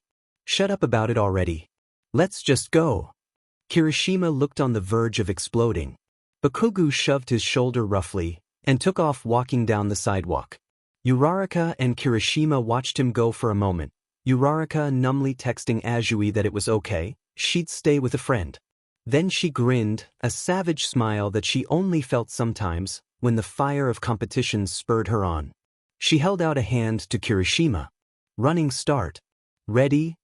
Kirishima's shark-like teeth made an appearance.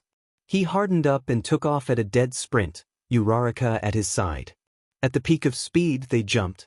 She slapped his hand and they went soaring past Bakugu, Uraraka's wild laughter making him jump and fall off the sidewalk. What the F dash? He shouted, immediately igniting his hands. Uraraka laughed and reached for him. She saw his scowl melt instantly into a smile as he reached back. He grabbed her, tugging her towards himself. As she collided with his chest, legs tangling with his, she heard him laugh. Not his competitive, maniacal cackle that he did to show off, but something softer, deeper. She looked up and he was staring at her. She wanted to kiss him. He was looking at her mouth. Then Kirishima plowed through a fence. Uraraka broke out of her starry-eyed daze and quickly released her quirk as he bounced back up into the sky, threatening to fly away. Bakugu grunted at her sudden weight, but a few well-placed explosions with his free arm kept them from completely wiping out.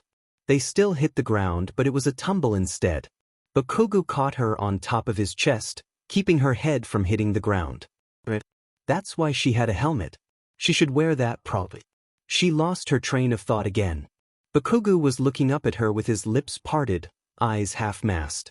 They looked like she didn't know. So soft, gentle even. She'd never seen Bakugu look at anyone like that. His eyes were pretty, she realized. They were so red. His eyelashes were long, brushing his cheeks when he blinked. His bottom lip was bitten. Oh, she said, quiet and soft. I gonna get off me, pink cheeks? She surged off him immediately, standing and glancing at the fence before shrugging. We should make a run for it. Kirishima shrugged too, plucking a daisy from his hair. They took off down the street, Bakugu chasing their heels, and ran until they made it around the corner. Kirishima was the first one to laugh, Uraraka echoing him. And Bakugu smiled. They made their way back to the apartment Kirishima and Bakugu shared. Kirishima unlocked the door, and Uraraka picked a piece of grass off his shoulder armor as he did, all too conscious of Bakugu, just a step behind her. The apartment was as they'd left it. Nobody had cleaned up the mess in the kitchen, but Bakugu moved to do it now. Kirishima fixed the curtains in the living room and stared at their crime scene wall for a moment too long before ripping himself away. I'm showering first. Neither of you are covered in grass stains, he declared, and then disappeared into the bathroom. You can sleep in my room, Bakugo said from his knees on the floor, and Uraraka carefully told herself not to float away. I don't mind the couch, she managed, noticing that her voice was very high. That would be stupid. Bakugo rolled his eyes. Just take the bed. I can either sleep on Ei's futon or the couch. But I don't want to kick you. It's fine. Bakugo snapped. Don't make me have you sleep somewhere stupid, like the ceiling. Wouldn't be the first time I slept up there. Uraraka sighed, and Bakugo looked at her like she was crazy. My quirk? Don't tell me you've never exploded something in your sleep. Bakugo sniffed, finishing cleaning the floor and standing up. When did he get so much taller than her? I haven't exploded anything in my sleep since I was 5. He said proudly, and Uraraka rolled her eyes. Okay, tough guy. She glanced away from him as Kirishima came out of the shower, a towel wrapped around his hips and another in his hair. Immediately, she shrieked, covering her face. You fing idiot. What the hell are you trying to do? Bakugo roared, explosions going off in his palms. Whoops. Kirishima said, sorry. I was thinking like she was Mina. What? Uraraka squeaked, still covering her face. She peeked through her fingers though and inwardly nodded. She covered her eyes again. Don't compare her to your perverted fang Raccoon Beach. Go put some clothes on. Sorry. A door slammed, so Uraraka peeked through her fingers again. Bakugo was standing in front of her, his back to her like he was personally shielding her from Kirishima's ND body. She dropped her hands and laughed awkwardly. He's such a dumbass. Bakugo rolled his eyes, but all his friends do the same sheet. All your friends? Uraraka said, they're yours too. I guess. Bakugo shook his head. FNG perverts. So, we probably should have stopped by my apartment, Uraraka said awkwardly. I don't have any clothes here. Or anything. Just wear the ones I gave you earlier. Bakugo said as though she were stupid. We can go to your stupid place tomorrow and get you clothes or whatever. My shampoo and sheet is in there, just go use that. The bathroom lock is broken, but I'll make sure Kirishima doesn't bother you and stuff. She stared at him, analyzing. Was this Bakugo, or a shapeshifter that had replaced him? Surely her Bakugo, the real Bakugo, she meant, not hers was never this soft. If, are you staring at round cheeks? Go and shower before your smell stinks up my whole apartment. Uraraka skittered off to his bedroom, first, to grab clothes, and then she vanished into the bathroom. He heard the shower running, and immediately tried to stop whatever train of thought was coming in its tracks. But even he couldn't stop a moving train. Well, not by sheer force of strength. So the idea sprang into his mind anyways. Uraraka peeling off the suit that she always complained about, but never changed. Uraraka stepping into his shower, water rushing over her soft skin. Uraraka using his soap and it running down her body, his towel wrapping around her soft, warm chest, clinging to her wide hips, covering her just barely enough as she stood in his bathroom still dripping from the shower. Dude, are you thinking about Ochako naked? While standing in our living room. Kirishima sounded amused. Bakugo was not amused to have been dragged from his daydream. Or mocked about it. Shut the F that I was not. Bakugo roared, turning on his friend, and Kirishima laughed. So what were you doing? Standing there, staring at the bathroom door like a creep. Shut up, shitty hair. Kirishima cackled some more, and moved into the kitchen to make them all some tea before bed. Bakugo glared at him the whole time, but it was mostly to avoid looking back at the bathroom door. He heard it unlock, and watched Kirishima turn to look at him. He did not turn around, angrily steeping the tea he was making and scowling at the counter. Uraraka ummed, and Bakugo burned his fingers again. He saw her distorted reflection in the microwave. She was stretching.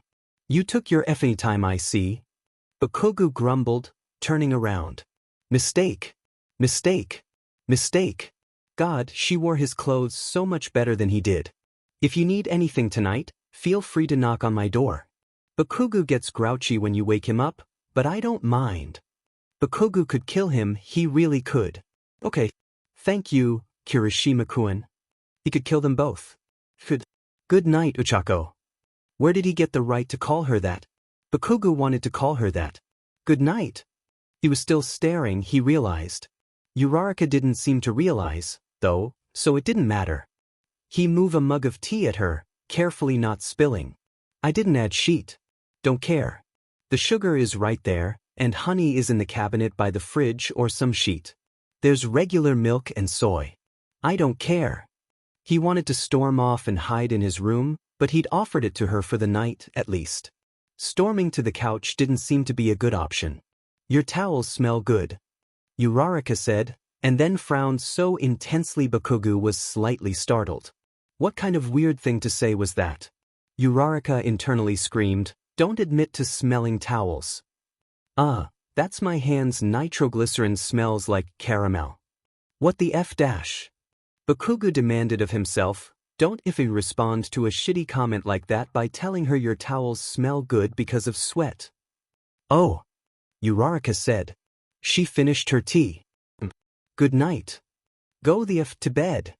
Bakugo blurted out, but it lacked all of his usual sting. Yep. Uraraka yelped, dashing off. Bakugo sat down on his couch. What the F dash? When she woke up, it was to barely hushed shouting happening in the living room. She rolled over, wondering who the hell Tsuyu could possibly be yelling at. Tsuyu never yelled. She yawned and snuggled deeper into the bed. The really soft bed. With expensive sheets, and 3 more pillows that she usually had. Her eyes flickered open to slate gray pillows, a little damp with her drool. Red and black bedclothes. And no pink polka-dotted puppy dog stuffed toys. And that smelled like candy. She surged upright, flinching away from the pillows she'd been cuddling, and nearly fell out of bed. She caught herself with her quirk last minute, and silently dropped to the floor instead of crashing down onto it. She puffed out a sigh of relief. That would have been attention-drawing, which could only lead to her being embarrassed as either Kirishima or Bakugo came to see what she was doing, banging around in his bedroom. Phrasing, Ochako phrasing. She hurriedly stood up, staring at the blankets in her hands before deciding it was probably weird to just keep fumbling around, and so she quickly put the blankets on the bed, straightened them neatly, and promptly fled the room. She came into the living room, and the yelling stopped abruptly. She watched as 3 sets of eyes swung towards her. One widened in disbelief. One began to smile. The last narrowed to angry red slits. It's about tea time you got up, slow ass. Bakugo snarled. His hair looked fluffier than usual. The bags under his eyes were even darker. Uraraka wanted to ask why, but didn't. It felt like that would be odd in present company. Oh, Deku said, blatantly staring, and Uraraka blinked at him slowly. The last dregs of sleep still made everything a little hard to deal with. She wasn't sure when the last time she'd slept so well as she had last night had been. Good morning, Uraraka. Todoroki said politely, sipping a cup of tea while sitting in the armchair she'd claimed yesterday. It looks like you slept well. Uraraka nodded. Yeah, I did. She smiled, turning to thank Bakugo for his hospitality, but he'd already stomped off towards his bedroom. She tilted her head, watching him go, and jumped when he slammed the door. You stayed the night? Here? Deku asked, fumbling a bit over his words. With Kaken? Uraraka's logical brain suddenly caught up with the events of last night, and this morning, and how they might look to Deku and Todoroki. She felt her entire face turn red, and gulped loudly. Oh. No, it wasn't like that. He didn't, we aren't. It's okay if you are. Deku said quickly, you know I want both of you to be really happy and I think. We're not like that. Uraraka said, shaking her head violently and hugging herself, nothing happened. He's grown a lot, I don't even think about when he used to bully. No, Deku, I swear. But if you did, what are we all effing yelling about? Shut the hell up. Bakugo snarled, returning to the living room with fresh clothes on. Deku bowed deeply and blurted out, "I'm just very happy for you." There was a very tense, awkward silence. It lasted too long to be brushed off. Todoroki lifted his phone in front of his face and pretended to read a text message. Deku stayed in his bow, and Bakugo stared at him in fury, likely because, by the confused tilt of his eyebrows, he had no idea what Deku was talking about. Uraraka put her hands to her stomach, wondering if it would make things worse if she threw up. It certainly felt like she might. The door unlocked and Kirishima appeared. He either didn't notice the tense standoff happening or didn't care. "Hi guys.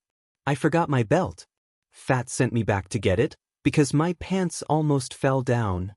The silence remained, now partially disrupted by Kirishima making his way through his own apartment, grabbing said belt off the back of the couch, and then leaving again. "Bye. Catch this crazy guy, will you? Oh, and Ochako, I left you some bacon in the fridge." With that, he shut the door. Uraraka gave a nervous laugh. Deku had already stood up, but now the rest of the room seemed to relax. Todoroki stood up and motioned to the board, and nobody mentioned that Uraraka was in Bakugo's clothes, having slept in his bed, or any of it. Before they'd stopped last night, they'd settled on 5 potential suspects. All fit Bakugo's approximate height range for the girl he'd met, and all had some type of phasing quirk. None of them had a criminal record of any kind. But why the hell was there a bomb at the gala? Bakugo asked, glaring at the red and blue and green strings Deku had strung all over his wall. "That's definitely a missing link." Deku thumbed his bottom lip. I think we're missing something." "Motive also." Uraraka said, "Some of the people targeted barely interacted. I don't think Tetsukuin ever asked for support gear, and the 2 girls you saved had never met any of them except Minoma. And everyone knew Minoma, he was..." She trailed off, seeming to realize that she'd been about to speak badly of a dead person. Bakugo frowned intensely. "Something ain't right." After another 15 minutes of staring at the wall and Bakugo and Todoroki arguing about where one of the red strings should lead, Uraraka's stomach growled loudly enough for them all to hear it. Todoroki sent her an amused look. Bakugo glared. "You're supposed to ask for sheet when you want it." Uraraka shrugged helplessly. "We felt busy?" He rolled his eyes and moved towards the kitchen. "I'll make us all some DMN food." Todoroki nodded, moving the red string while Bakugo's back was turned. Deku, however, was smiling too widely at Uraraka. She ignored him, approaching the paper that listed all the details they had about the bomb. Small detonation zone. 3-minute timer, no found handheld detonator outside of that. The 2 girls had been chained to it with regular steel cables. She frowned suddenly, a thought occurring. "Deku," she said, looking intense. "Was the countdown already going when you found the girls with the bomb?" Deku looked at her.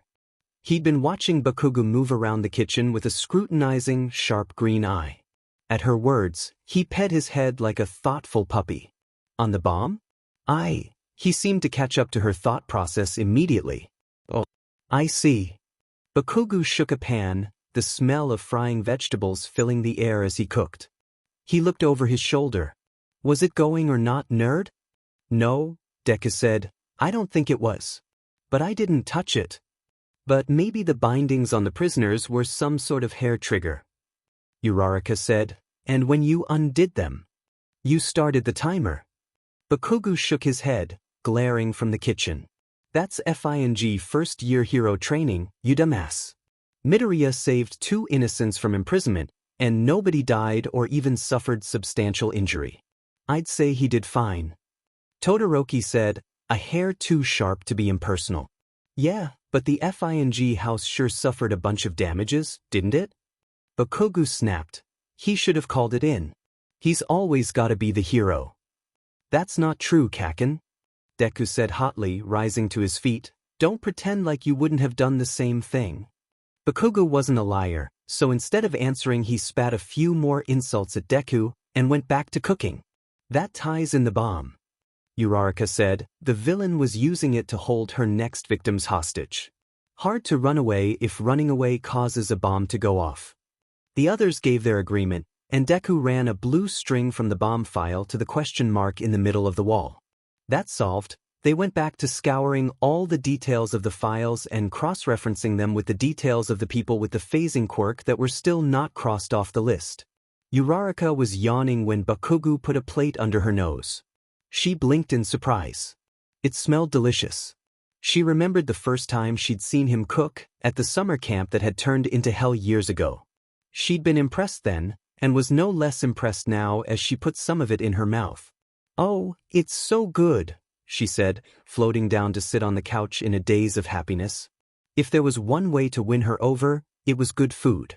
It didn't hurt her opinion of him that he also shoved a plate at Deku, who took it with the most open expression of surprise they'd ever seen. Todoroki was smiling, just a gentle curve of his mouth as he sat down on the arm of the chair Deku settled down in to eat. They ate mostly in silence, Uraraka scarfing down the entire plate of food with a little more enthusiasm than necessary. "It's so good." "You don't have to act surprised," Bakugo snapped. "I can even cook, so what?" "She's complimenting you, idiot." Todoroki rolled his eyes. "With a head the size of yours, one would assume you'd know what a compliment sounded like." "Todoroki-kun," Midoriya said softly, admonishing, but he was hiding a smile behind his chopsticks. Bakugo glared at them both before shoveling more rice in his mouth. "Whatever." After lunch, Uraraka loaded up all the dishes and looked at Bakugo. He had his nose buried in a file, so she shrugged and took the dishes to the sink. "Maybe we should go interview the last few people on the list," Deku said, while Uraraka very awkwardly tried to set the dishes down in the sink without making too much noise. "Wouldn't that give away that we're on to them?" Bakugo looked doubtful, finally looking up from his file as Uraraka rejoined him on the couch, jostling him slightly as she settled back in. "It might be worth it, if we can eliminate anyone else. We've been going at it all day and haven't gotten anyone else crossed off." Deku rubbed his eyes, yawning. "It's frustrating, slamming our heads into the wall over and over when it isn't moving." Bakugo grunted, chewing on a pen as he scowled at the wall some more. Todoroki tilted his head. "Perhaps we should investigate the crime scenes again. We focused primarily on the body. Maybe we need to look at the bigger picture." "That's a good idea. Especially the building we used for the gala. It's so big I'm sure we missed something," Uraraka said, standing up again. She felt much more energized with a more direct goal ahead of her. "I want to check out around the alley." Bakugo said, reluctantly agreeing with Todoroki. "I've been wondering why the villain picked that one, instead of somewhere else." "Okay then, let's split up," Deku said, jumping to his feet. "Kakin and I can go to the alley, while you two go to the gala house." There was a noticeable lull in conversation at that suggestion. Todoroki and Deku seemed to be having a conversation with their eyes. "Why the F would I want to go anywhere with you?"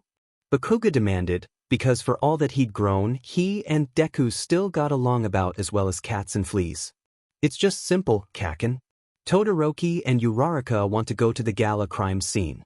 You and I can check out the alley. It'll save us time, and we can meet back here after." Deku reasoned. "The sooner we solve this, the better, right? It would be a waste of time for all of us to go to both places."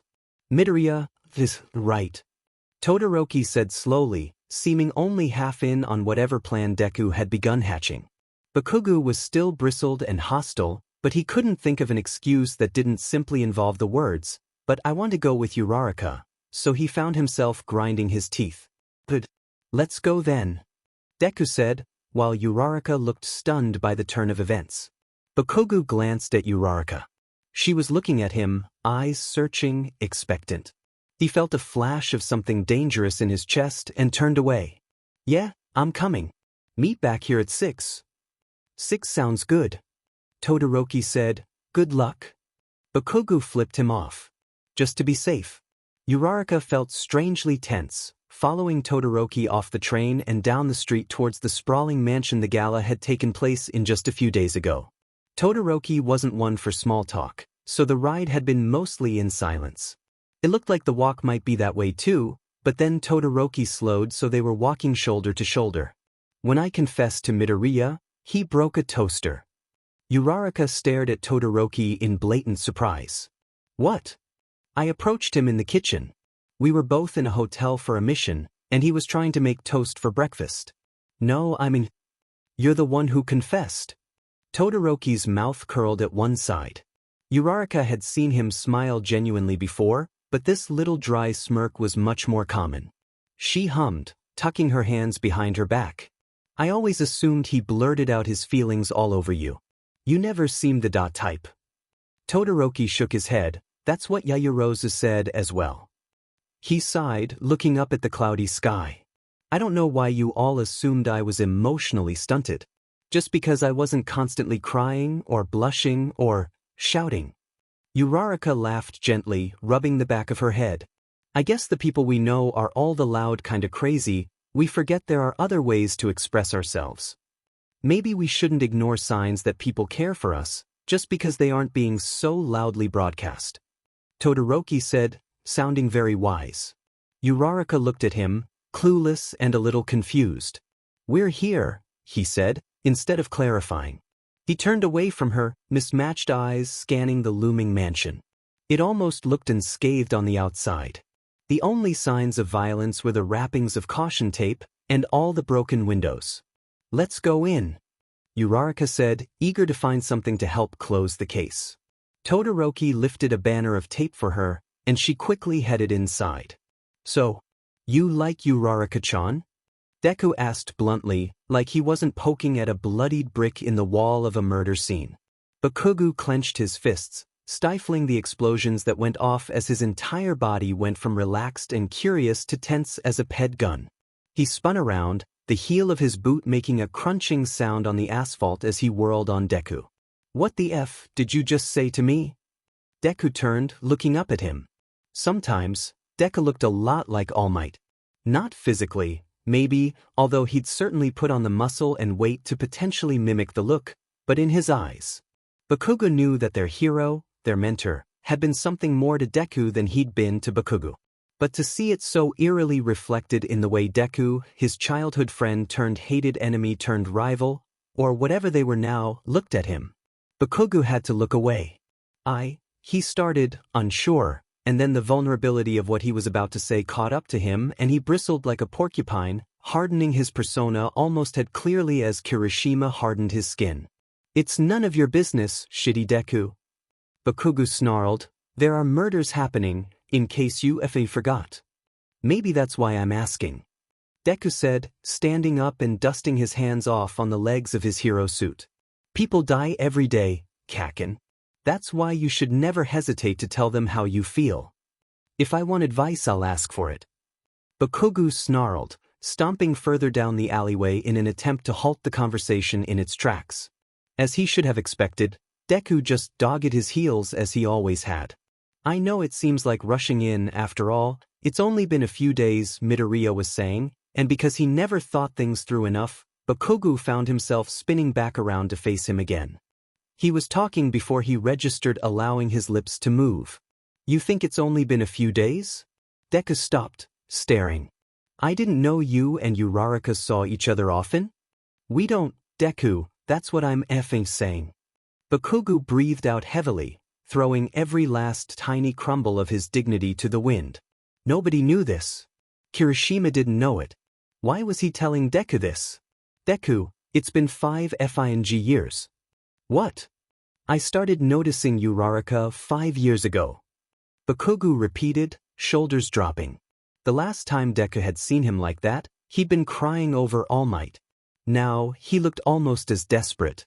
At the sports festival, when she almost beat me. She didn't almost beat you. You destroyed her big move with one blow, Kaken.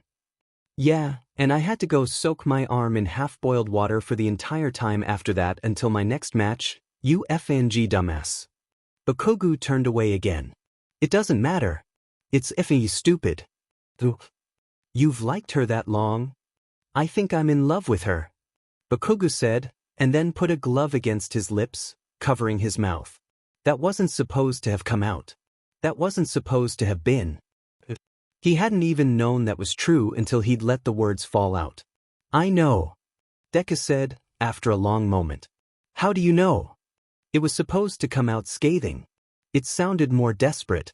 Bakugo had never hated himself or Deku more than he did at that moment, And he couldn't even say for sure it was hatred. Because you look at her like she hung the stars every time she's not looking. Deku grinned, and you just thought, well, she could have with her quirk. How the F? Because I know you, Kakin. Deku shook his head. I've always known you. I may not notice everything all the time, but this is something big. I think I knew before you said. I just never took the time to really notice and process it. Bakugo put his head against the wall and sighed, closing his eyes. Don't even tell her, okay? Don't. I won't. Deku said, but you should. Maybe, Bakugo said, quiet as he'd ever been. Deku didn't touch him. Didn't hug him, or clap him on the shoulder or back like he would have if Bakugo were Ida, or Kirishima. He just nodded and moved on. Bakugo didn't say thank you, but he didn't really think he needed to. Uraraka was crouched down, frowning at a footprint in the shattered glass of a window near the back of the mansion, trying to determine if it was a clue of some kind, or just another mark left by heroes as they fled the falling building. She doubted it was a clue, but she wanted to be thorough. I don't think this is working either. Todoroki said, we aren't forensic analysts. We don't even know what we're looking for.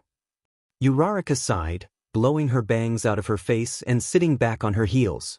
I know, but I don't know what else to do. We don't have any leads. Todoroki shrugged, looking deep in thought. He glanced back over his shoulder. Let's go look at that skylight again, he said, seeming to have thought of an idea.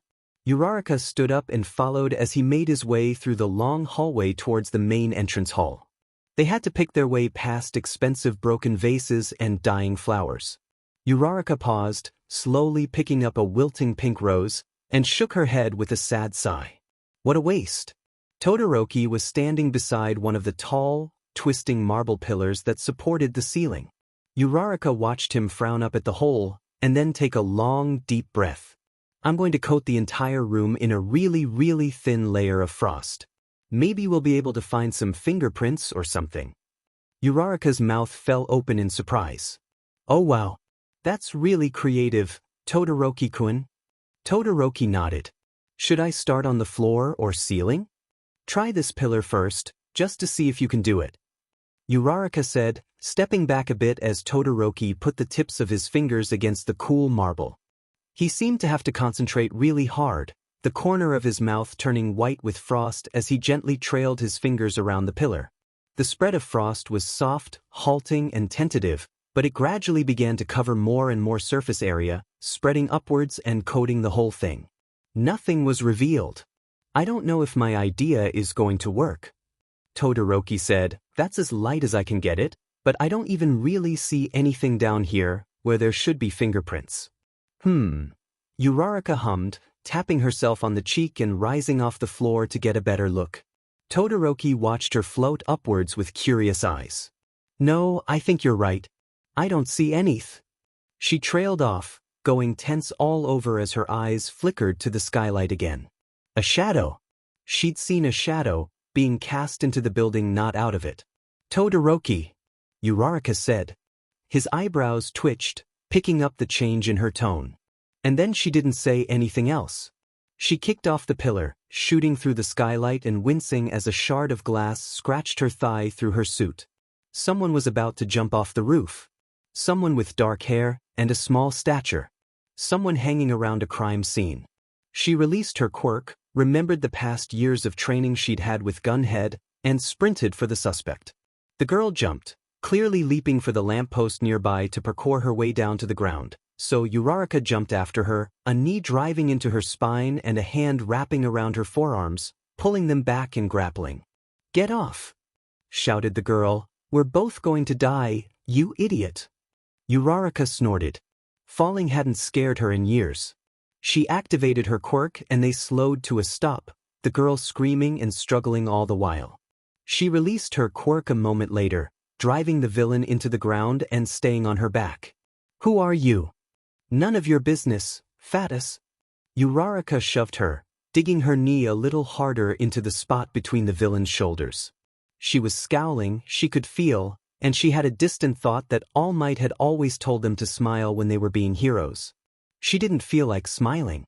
I'm going to ask you again. Did you kill Hatsune? Tetsu Tetsu Tetsu Tetsu, and Momomo Nido. What do you think? The girl snarled, thrashing about. Uraraka shifted her weight to pin her more firmly, but a thought nagged at the back of her mind. Something wasn't right. She couldn't figure out what it was. Uraraka! Todoroki's boots came into view, startlingly white against the green of the grass that Uraraka was scowling at. She looked up. Is this them? Uraraka chewed on her lip. They were snooping around on top of the building. They matched Bakuga's physical descriptions as well. Todoroki knelt down, handcuffing the girl with a set of hero-grade H&D CFFS that he pulled from one of his pouches. The persistent error message popped up in the back of Uraraka's mind again, but she couldn't figure out what was wrong. Did you kill those people? Uraraka demanded as she got off her captive. Because if you didn't, you're going to go away for some sick psychopath of a person, and people are going to keep dying. You have to tell the truth. The girl spat in Uraraka's face. She felt the spit hit her and winced, stepping back to wipe it off. We should call the police. At the very least, she's a suspect. Todoroki said, holding the girl by the chain between the H and D CFFS. He flexed his arm and lifted her to her feet. The girl grunted, stumbling and glaring at them both. She looked a little like Jairu, with her choppy dark hair and slim build. Uraraka frowned again, but obediently took out her phone. Tsuragami promised a car on the way, with a hero escort just to be safe, and Uraraka nodded even though he couldn't see her. The car pulled up not even a full minute later, with sirens blaring loudly. Koji Kuda stepped out of the car, waving. A little bird landed on his head, and he smiled. They ushered the villain forward, and Uraraka realized what was wrong. No! She screamed, grabbing Todoroki and pulling. Todoroki let go of his grip on the HND CFFS, but it didn't matter. The villain was no longer in them. She was grinning. Sadistic and terrifying, her entire hand outstretched for Kuda. Uraraka slammed a hand into the girl's back, screaming desperately for Kuda to get away. Her quirk sent the villain up into the sky, but it was too late. It was all too late. Uraraka watched the villain's hand pass straight into Kuda's chest. She watched her own quirk send the girl upwards, and almost in slow motion watched the way the girl's hand dragged upwards, through Kuda's throat, through his head. He blinked slowly, and blood trickled down from one of his eyes. The next second, it spilled from his ears. His mouth opened, and his hand tried to reach for his own chest. Todoroki caught him before he hit the ground. Uraraka felt her own chest constricting, fear making her choke as she looked up. She didn't want to let the villain down. The psychopath could float into space and die. The officers that had arrived with Kuda were a mess of noise. One of them dropped to his side, trying to start compressions that wouldn't help. The other was calling for backup, shouting orders into a radio. Uraraka watched the villain turn into a tiny dot in the sky, her eyes stinging. "Uravity," one of the officers was saying, shaking her. "We have to arrest her." Uraraka shook her head, a tremor racing through her as she essayed in a breath she desperately needed. What was she doing? She released her quirk, moving just a little down the sidewalk. The villain came hurtling back into view, and Uraraka slapped her, hard, reactivating her quirk just before she hit the ground. She released it again. The officers told her to keep it up, hold her in place without touching her too much. Eraserhead was on his way. Uraraka did what she was told, not turning around to see the scene unfolding behind her. The villain screamed curses and thrashed about, and Uraraka kept carefully away, only touching for the briefest of moments when she needed to reactivate her quirk. She wasn't sure if it were hours or minutes when Eraserhead showed up. He took in the scene in one quick sweep, and then stepped up beside Uravity. He put a gentle hand in the middle of her back. "Drop her," he said, his voice low and calm. Uraraka dropped her. Eraserhead kept his eyes on the girl as she got into the car. Without blinking, he swept his hand from Uraraka's back to the top of her head, ruffling her hair. "Meet us there." She nodded, not trusting her voice. Eraserhead got into the back of the car, and the officers drove away. At some point, an emergency vehicle had arrived. Kuda was gone. All that was left to show what had happened was a smear of his blood on the sidewalk and Todoroki's hand. Todoroki didn't appear shaken, but then, he'd always had a good poker face. He looked at Uraraka, and she saw in his eyes that he was horrified. "We need to find Bakugo and Deku," she said, and her voice was so much steadier than she was. He nodded. Uraraka pulled out her phone. Deku cried. Bakugo didn't say anything, but his silence was telling enough. Uraraka held Deku's hand, and Deku held onto Todoroki's arm, and they watched as Kuta's parents were brought into the station. When they left, Kuta's dad was crying, and his mom was shaking so violently Uraraka wondered if she'd shatter in a million pieces. Todoroki looked up at the clock. "It's late. We need to eat." "The place across the street is still open," Bakugo said. "We can go there." Eraserhead sounded like he wanted to say something to me. "This," Uraraka said. "He asked me to meet him here." Todoroki and Bakugo nodded, and fell back against the wall. Bakugo crossed his arms, and then uncrossed them when he saw that Todoroki had done the same thing. Deku sniffled, but murmured that he wasn't hungry anyways. Another hour passed. Eraserhead appeared, his goggles around his neck and eyes red. He spotted them instantly and approached. "Have you eaten?" Deku shook his head. The others just looked at their old teacher. Aizawa sighed, and jerked his head. "I'm going to say just a few things. You're going to listen. Then you're going to go get some food in you, and go home." Not even Bakugo said a word. "What happened today was not the fault of any of you," Aizawa said. "In fact, if you hadn't been at that stupid mansion, more people would have died. You saved lives today. Sometimes you can't save them all. But you did something good today." He reached out and put his hand on Uraraka's head again. She looked up at him with big, slightly teary eyes, and he sighed. "It doesn't feel that way. It probably won't ever. But you did something good, kid." Present Mike arrived then, his flashy black car pulling up in front of the doors. He got out and Aizawa waved at him. "The villain is in a 3-foot block cement prison. Her quirk is too unstable to escape. It's over." He looked at them all carefully. "I'm on duty. I have to go. Don't forget to eat." They all nodded. "Thanks, Zawa," Bakugo muttered, and Aizawa's mouth twitched, almost a smile.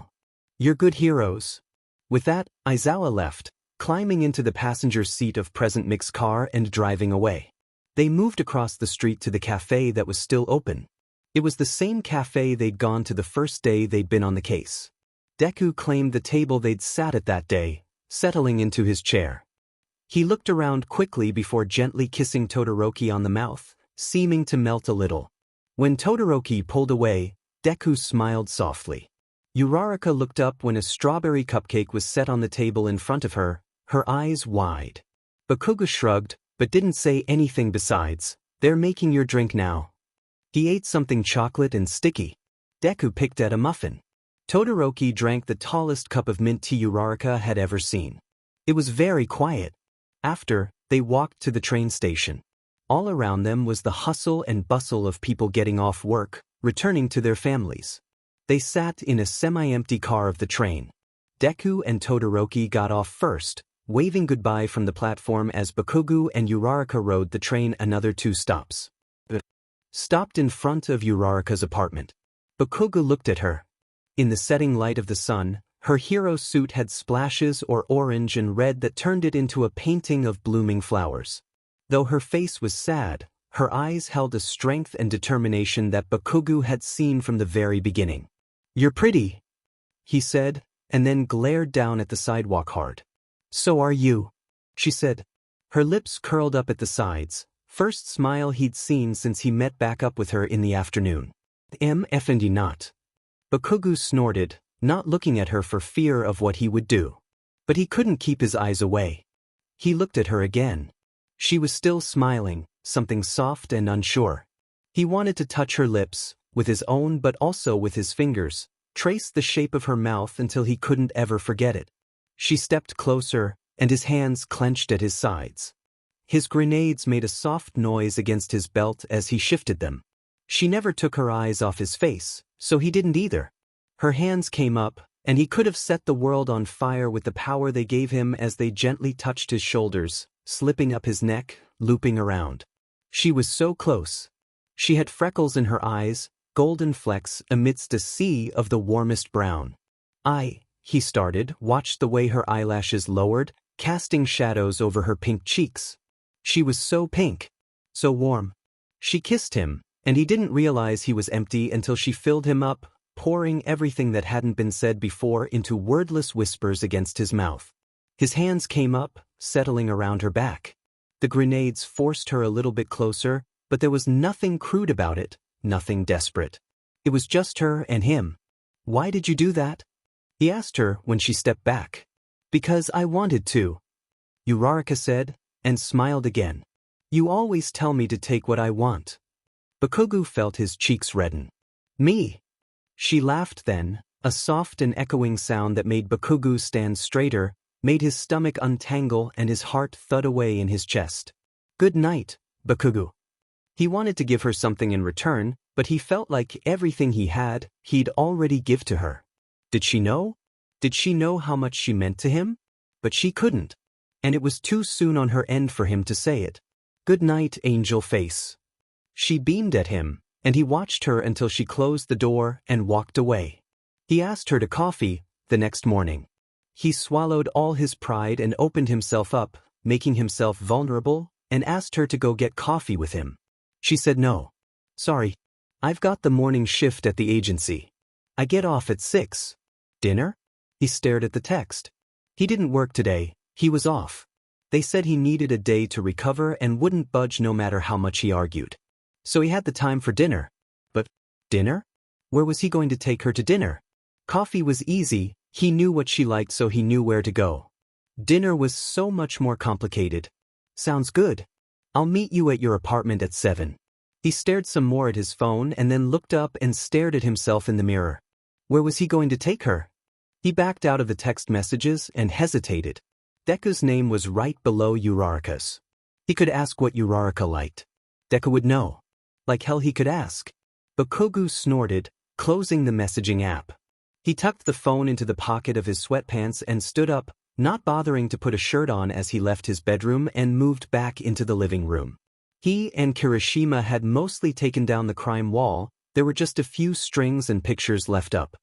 He ignored them, instead staring at the contents of his fridge. And then the pantry. She'd really liked his cooking. And if he got to hear her make those noises she'd made again, this time when it felt like he was allowed to appreciate them. He gripped the pantry door and tried not to think too hard about Uraraka and noises, lest he get distracted. Then his phone pinged again. She likes shagiaki. Unknown number, but the frog emoji wasn't hard to decode.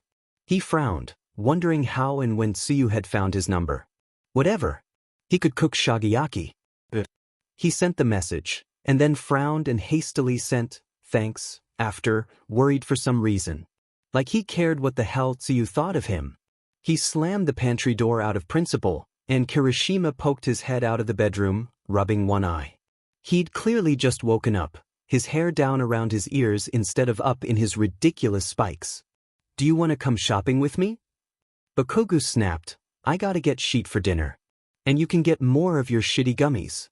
Kirishima brightened immediately, nodding. "Let me get dressed and we can go." The store wasn't crowded when they walked in, which was nice, because Bakugo felt prickly and on edge. He and Kirishima had gone incognito, because neither wanted to deal with fans at the moment, so he was wearing jeans, a red hoodie, and sunglasses with a snapback. Kirishima had his hair in a messy bun and was dressed like an idiot, in Bakugo's opinion, but at least hopefully nobody would recognize them. They grabbed a basket and started to move through the aisles. "What's for dinner?"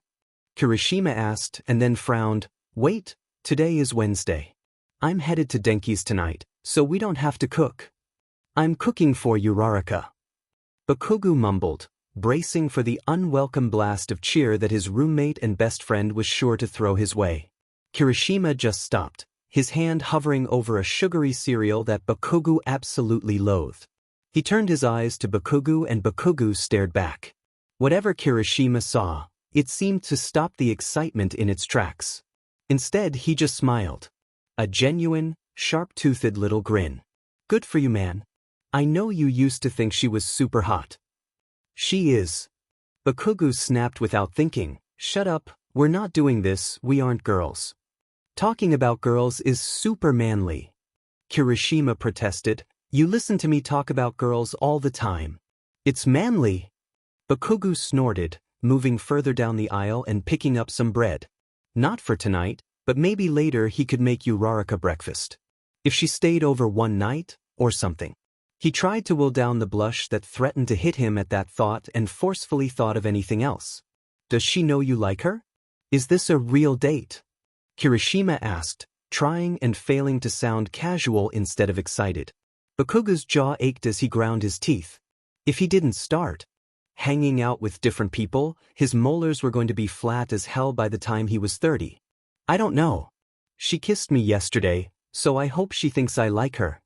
Bakugu said, trying and failing to sound like he didn't care. That was the wrong thing to say.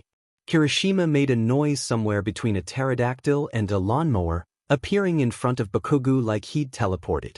Bakugu tried to shove past and got a rocky shoulder to the face for his troubles. You what? Kirishima shrieked, and Bakugu hissed a threat on his giantelis at him. The peaceful shopping trip was less peaceful after that. Bakugu pondered killing himself with a head of garlic, and only barely managed to refrain. He had a date tonight. That was something to look forward to. Uraraka was screaming in her bedroom at 6:30, her super suit on the floor but nothing but a towel around her body. Tsuyu appeared in the doorway as if summoned, her head ped to the side. Are you okay, Ochako Karo? Uraraka gestured angrily around her room, and Tsuyu leveled a dry look at the skirts and blouses and t-shirts and shorts thrown haphazardly over every surface. Oh, you're panicking. It's easy for you, Tsuyu. You and your girlfriend have been together since middle school. What the hell do I wear for a date with Bakugu? She raked her hands through her hair, and then hurriedly straightened it back into its neat little bob. Clothing, probably, unless you're anticipating a different beginning to the night than I was. Tsuyu said sarcastically, but she came into Uraraka's bedroom, shutting the door behind her. What has you freaking out? You've been there all week, why should tonight be different?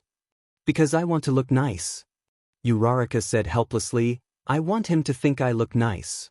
Does Bakugu notice stuff like that? Tsuyu asked, but she kept scanning Uraraka's floor before moving to her closet. She gently nudged Uraraka, guiding her to sit on the bed, and went back to looking for clothes for her friend. Uraraka sat on the edge of the bed and fiddled with her fingers. I think so. Tsuyu nodded and stared around some more. This was not her area of expertise. Sit there. Don't move. Uraraka looked nervously at the clock, but nodded. Tsuyu moved out of the room into the kitchen and dialed a number on her phone. Tsu-chan? Hello. It's been a while. Hello, Yamamo. Tsuyu said, I need assistance. Ochako has a date with Bakugu tonight and doesn't know what to wear. Yaoyorozu went to answer, sounding breathless and excited, but suddenly it was Jairu's voice on the phone. Tell her the black skirt with the tank top I gave her for Christmas. Jairu said, and the boots Mina gave her. Tsuyu croaked a thank you, listening briefly to Yaoyorozu gush over true love before she said her goodbyes and hung up. She returned to Uraraka and relayed the message. Uraraka looked confused for a moment and then turned red. The boots Mina gave me? Uraraka glanced at her closet. Their heels though, I hardly ever. That's what Kyuka and Yamamo recommended. Tsuyu said, shrugging. If you don't want to take their advice. Karo. No, I'll do it. Uraraka hopped to her feet, towel miraculously staying in place, and Tsuyu nodded. Good luck. Tsuyu said, I'm going to Habuko-chan's house. Uraraka didn't seem to hear her, too busy mumbling a strange kind of pep talk to herself. Tsuyu chuckled, leaving her friend's room and hoping for the best. At 7:01, Bakugu found himself standing outside of Uraraka's door. He had on a nice gray Henley and a pair of tight dark jeans. He had dinner all ready to be prepared, and he thought he was confident in whatever the night would throw his way. And then Uraraka Ochako stepped outside her door in a date outfit picked out by Jairu, and everything he thought he knew fell apart right before his eyes. Uraraka Ochako was wearing a tight, high-waisted black skirt that cut off so much higher than her school uniform ever had. She didn't have tights on either, which meant she had miles of soft, unmarked bare skin until he reached her little heeled boots. Her shirt was also tight, and though it wasn't cut scandalously low, it clung to her in all the right places, and his heart had already flown out of his chest at the speed of sound for how good she looked. Her eyes looked molten. Her lips were red. He wanted to kiss them so bad, he thought his knees might collapse if he didn't. He quickly stepped back. "You look good." He managed, as if that conveyed half of what he was thinking at all. "Thank you," Uraraka said, sounding breathless. He looked at her again, and she looked a little nervous. He felt his mouth quirk at the side. She seemed to be watching it, so he gave her a genuine smile even though his nerves felt electrified. "I was gonna," but Kogu didn't have a stutter or a stammer. "That was even Deku, what the hell?"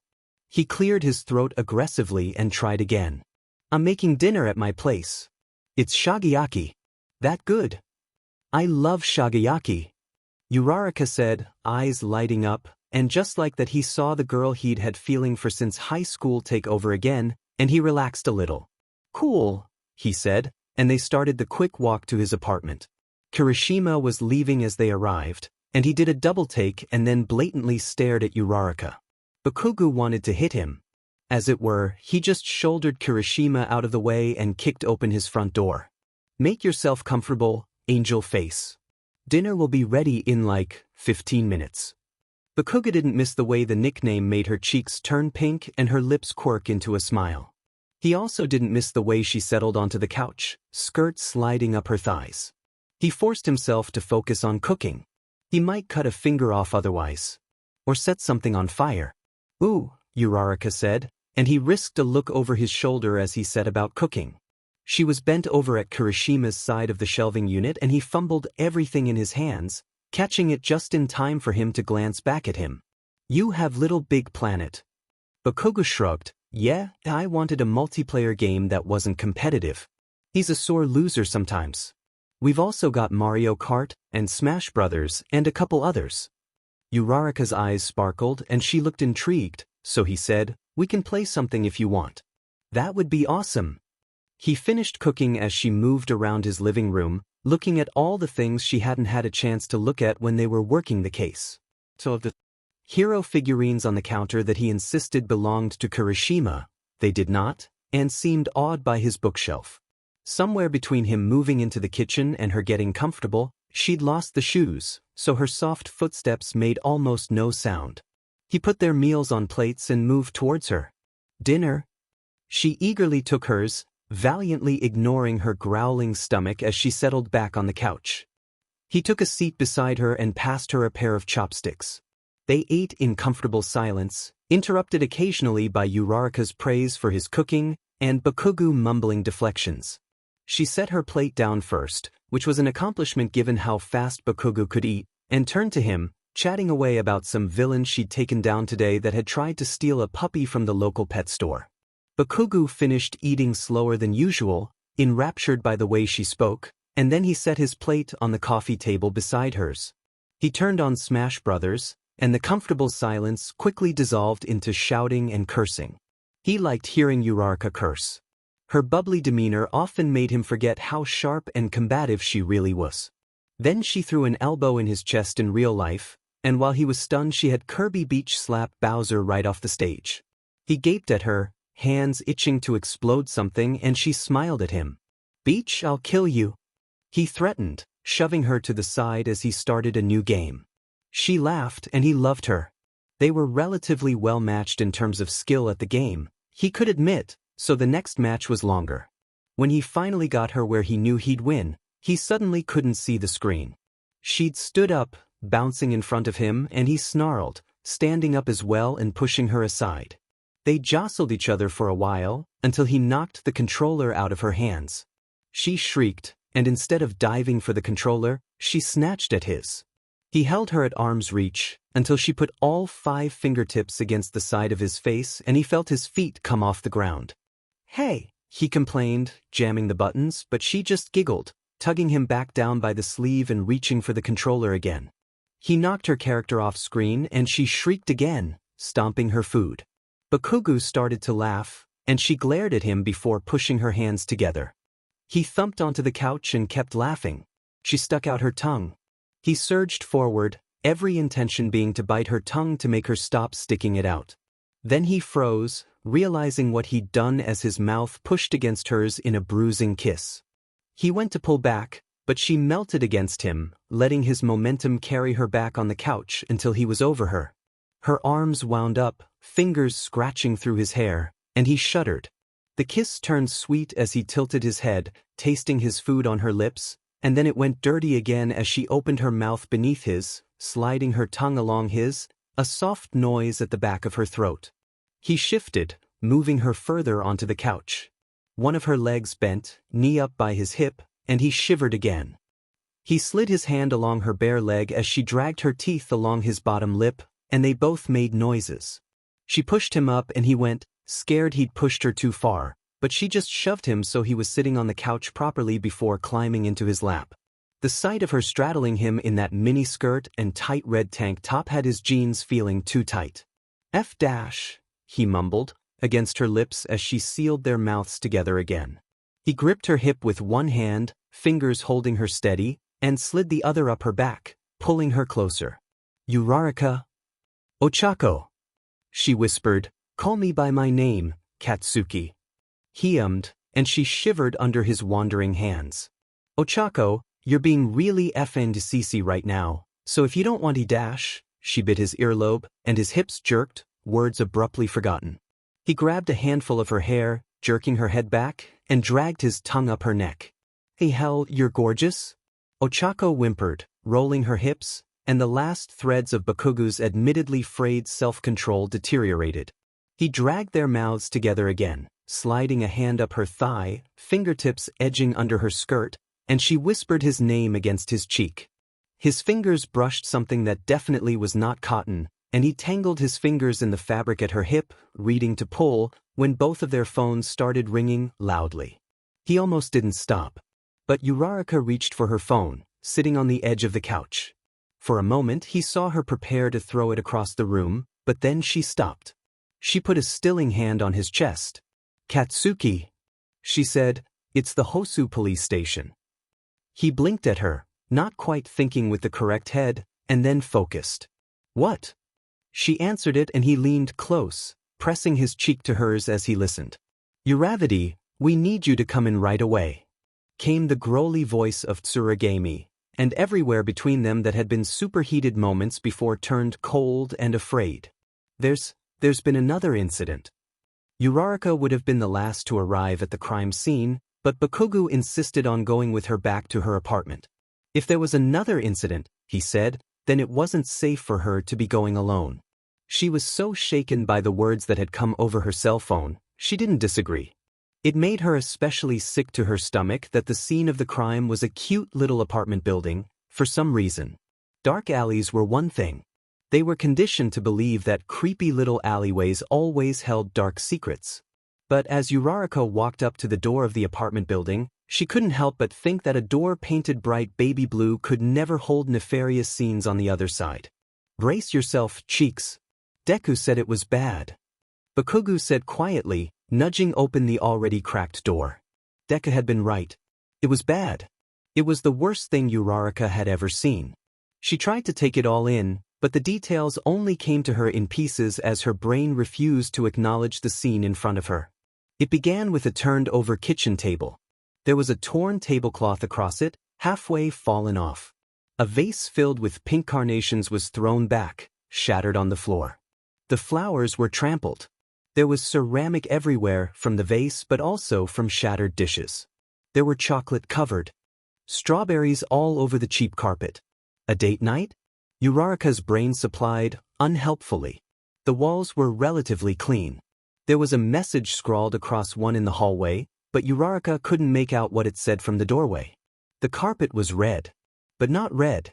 It was also brown in some places, black in others. No, it was off-white, a cream color, really. It was just soaked completely through with blood. Blood that was coming from the bodies. The corpses. The corpses of two of her best friends. She felt herself start to shake. Bakugu gripped her forearm, but when she looked at him, she wasn't sure if he was holding her steady or trying to steady himself. She had never seen Hagakure so clearly before. She was wearing a skirt, something pretty with a green floral pattern, and a pink sweater. She had a bow in her hair and fake nails on, and most of her body and face were clearly outlined in the dark, vivid scarlet of her lifeblood. There was a gaping hole in her chest, where her heart should have been. Lying so close to her, he was partially on top of her, was Ojiro. He must have been trying to shield her from whatever happened. He was in a cozy, coffee-colored sweater and jeans. He also had a hole in his chest. Someone was breathing too loudly. It was a shrill noise, in and out and in and out and in and out and out and out and out and out and out. Todoroki's hand came up and slapped her. Uraraka stumbled, shocked, and realized it had been her, breathing like that. She blinked at him owlishly, her jaw hanging open, her head too light. He stared back at her. She breathed. Bakuga bowed up like a cobra, and snarled.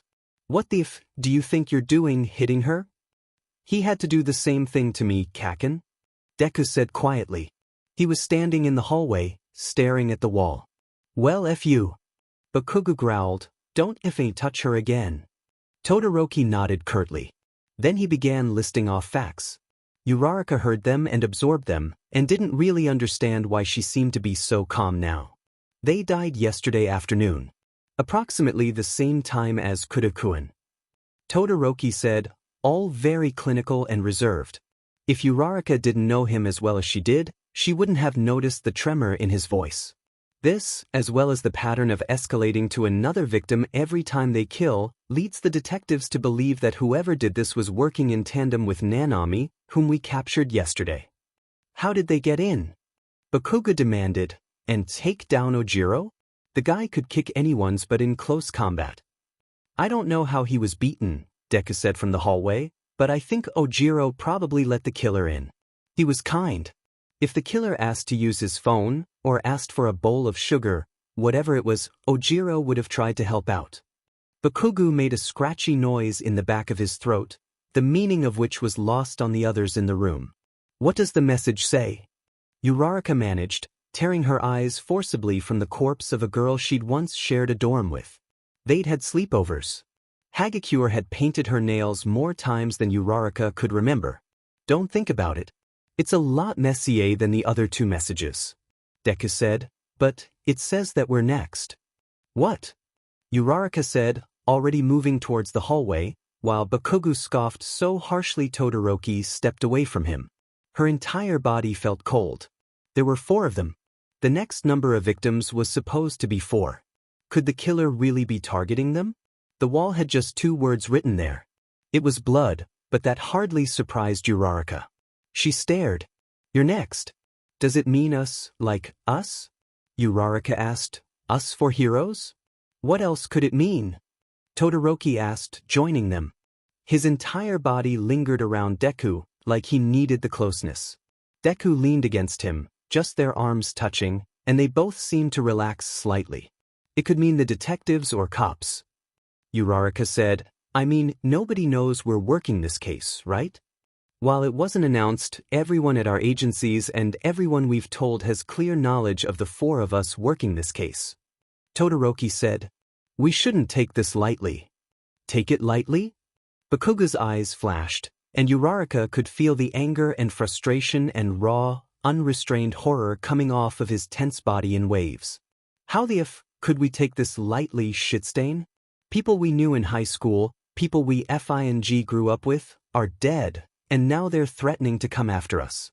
Bakugo lifted his gloved hands and 2 loud explosions went off, crackling around his fingers. I hope they try. Todoroki exhaled, and smoke poured off his tongue. It seemed he agreed. We should warn our families, Deku said quickly, and the people we live with. Oh God, Tsuchan just left. Uraraka shrieked, ripping her cell phone from her belt pouches and shooting out a text. Kirishima too. Bakuga bumped her with his elbow, already texting his roommate to just stay with Kaminari for a while or something. She hoped he would be safe there. Tsuyu was going to stay with her agency again. After alerting everyone they could think of, they found themselves standing in the Hell's Cape silently. None of them could seem to make the first move to look for clues or evidence. Uraraka still wanted to vomit. She couldn't stop stealing glances at the way Ojiro's bruised, calloused fingers were clutching at Hagakure's hand, fingers intertwined. holding, desperate for that last second of contact. It would have hurt so bad. Then Bakugo grabbed her by the shoulders and roughly turned her around. "My stupid FNG mother won't answer the phone," he said, his voice like stone on gravel. Deku's head whipped up from staring at the blood smears on the floor. "Your mom answers on the second ring. Every time. Like she's waiting by the phone. She's never missed a call from us, you." Bakugo turned his flaming eyes on his oldest friend, and for once in the last decade and a half he didn't bite. "I know. That. What do I? Let's go see her. We can check it out," Uraraka said, slipping her hand into his. His gloves were damp against her palm, designed to let him sweat. She gripped his fingers tight anyways. He didn't pull away. Todoroki pulled out a set of keys. "I'll drive." Todoroki's car was the most expensive ride Uraraka had ever sat in, and she couldn't even appreciate it. She was in the back seat with Bakugo, who reflexively switched between squeezing her hand too hard and almost letting go. He dialed his mom's phone number a dozen more times as he barked directions at Todoroki, but she didn't pick up. Bakugo's fear was palpable. They reached his house, and Uraraka felt her eyes straining to pick out any tiny detail that might mean danger. It all seemed normal. There was a sidewalk leading up to a door, and the door was shut. The yard looked peaceful and normal. There were purple flowers growing in pots on either side of the door, and they looked neat and tidy, if a little underwatered. Uraraka let herself hope that Bakugo was overreacting, that maybe his mother had just forgotten her phone for once. But as they drew closer, parking in the empty driveway, Uraraka felt her hopes start to burn away. There were fractures in the door, cracks along one side. Bakugo tore away from the group, up the sidewalk and steps before Todoroki had even shut the car off. He reached the door and stopped, and an explosion went off from his hands, carefully contained in the curl of his fist. "They broke in!" he shouted, and then he shoved open the door and stepped inside. Whatever he saw, it wasn't good. Uraraka and Deku sprinted up the sidewalk, Todoroki only half a step behind and on the phone with the police. Bakugo was tearing through his house, racing from room to room, screaming for his mother. "Mom!" he shouted, the sound tearing from his throat so raw and genuine with fear that it physically hurt. "Mom! You've got to be here!" Deku grabbed Bakugo as he shot by again. His gloved hand closed tightly around Bakugo's upper arm and Bakugo spun around, shoving an explosion into Deku's face. Deku flinched back, dodging, but a scorch mark still burned along his cheek. "Kaken! Stop it! She isn't here!" "Let go of me, Deku!" Bakugo snarled. "She is here. She had nowhere else to be. I have to find her." "She isn't here!" Deku shouted. "You have to stop." Bakugo lashed out again, flipping Deku over his shoulder in that characteristic move Deku used to use on him. Deku grunted as he hit the ground, and swept Bakugo's legs out from under him. Bakugo snarled, lunging, and the temperature dropped in the room as Todoroki stepped into the house, hanging up his cell phone. Before Todoroki could escalate anything further, Uraraka stepped into the tiny space between Bakugo and Midoriya. She was so close, she could watch the way Bakugo's eyes were reddening, watch how his eyelashes dampened as he fought back tears. He stopped moving, staring at her, his expression confused and lost and terrified. "The killer has my mom," he said in a broken voice. "I have to find her." "We will," Uraraka said quietly, not touching him for fear of setting him off. "We're going to find her, and she's going to be fine. Okay?" "Yeah." Bakugo's face closed off. "What the hell do you know, round face?" Uraraka blinked at the hostility, but she knew better than to take it personally. "Bakugo, don't do that. I'm trying to help you."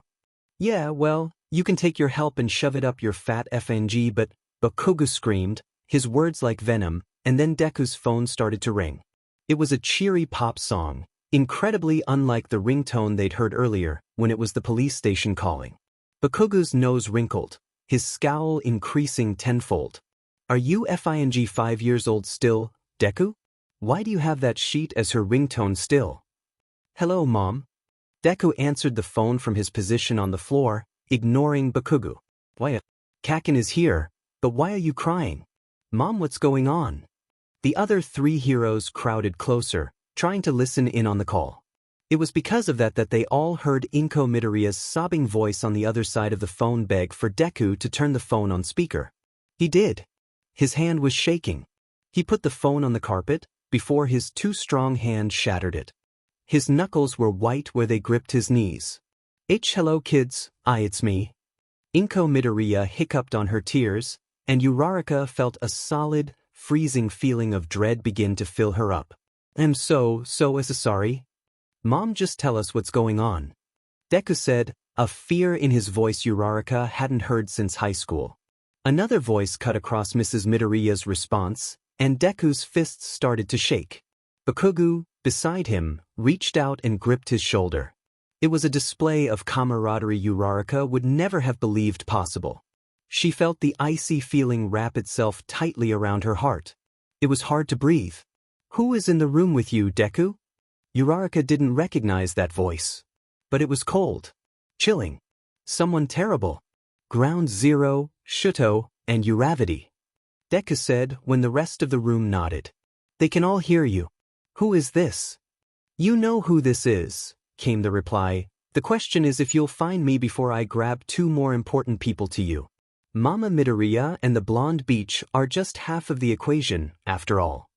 Where the F are you? Bakugo snarled, tell us or I'll kill you. Find me if you can.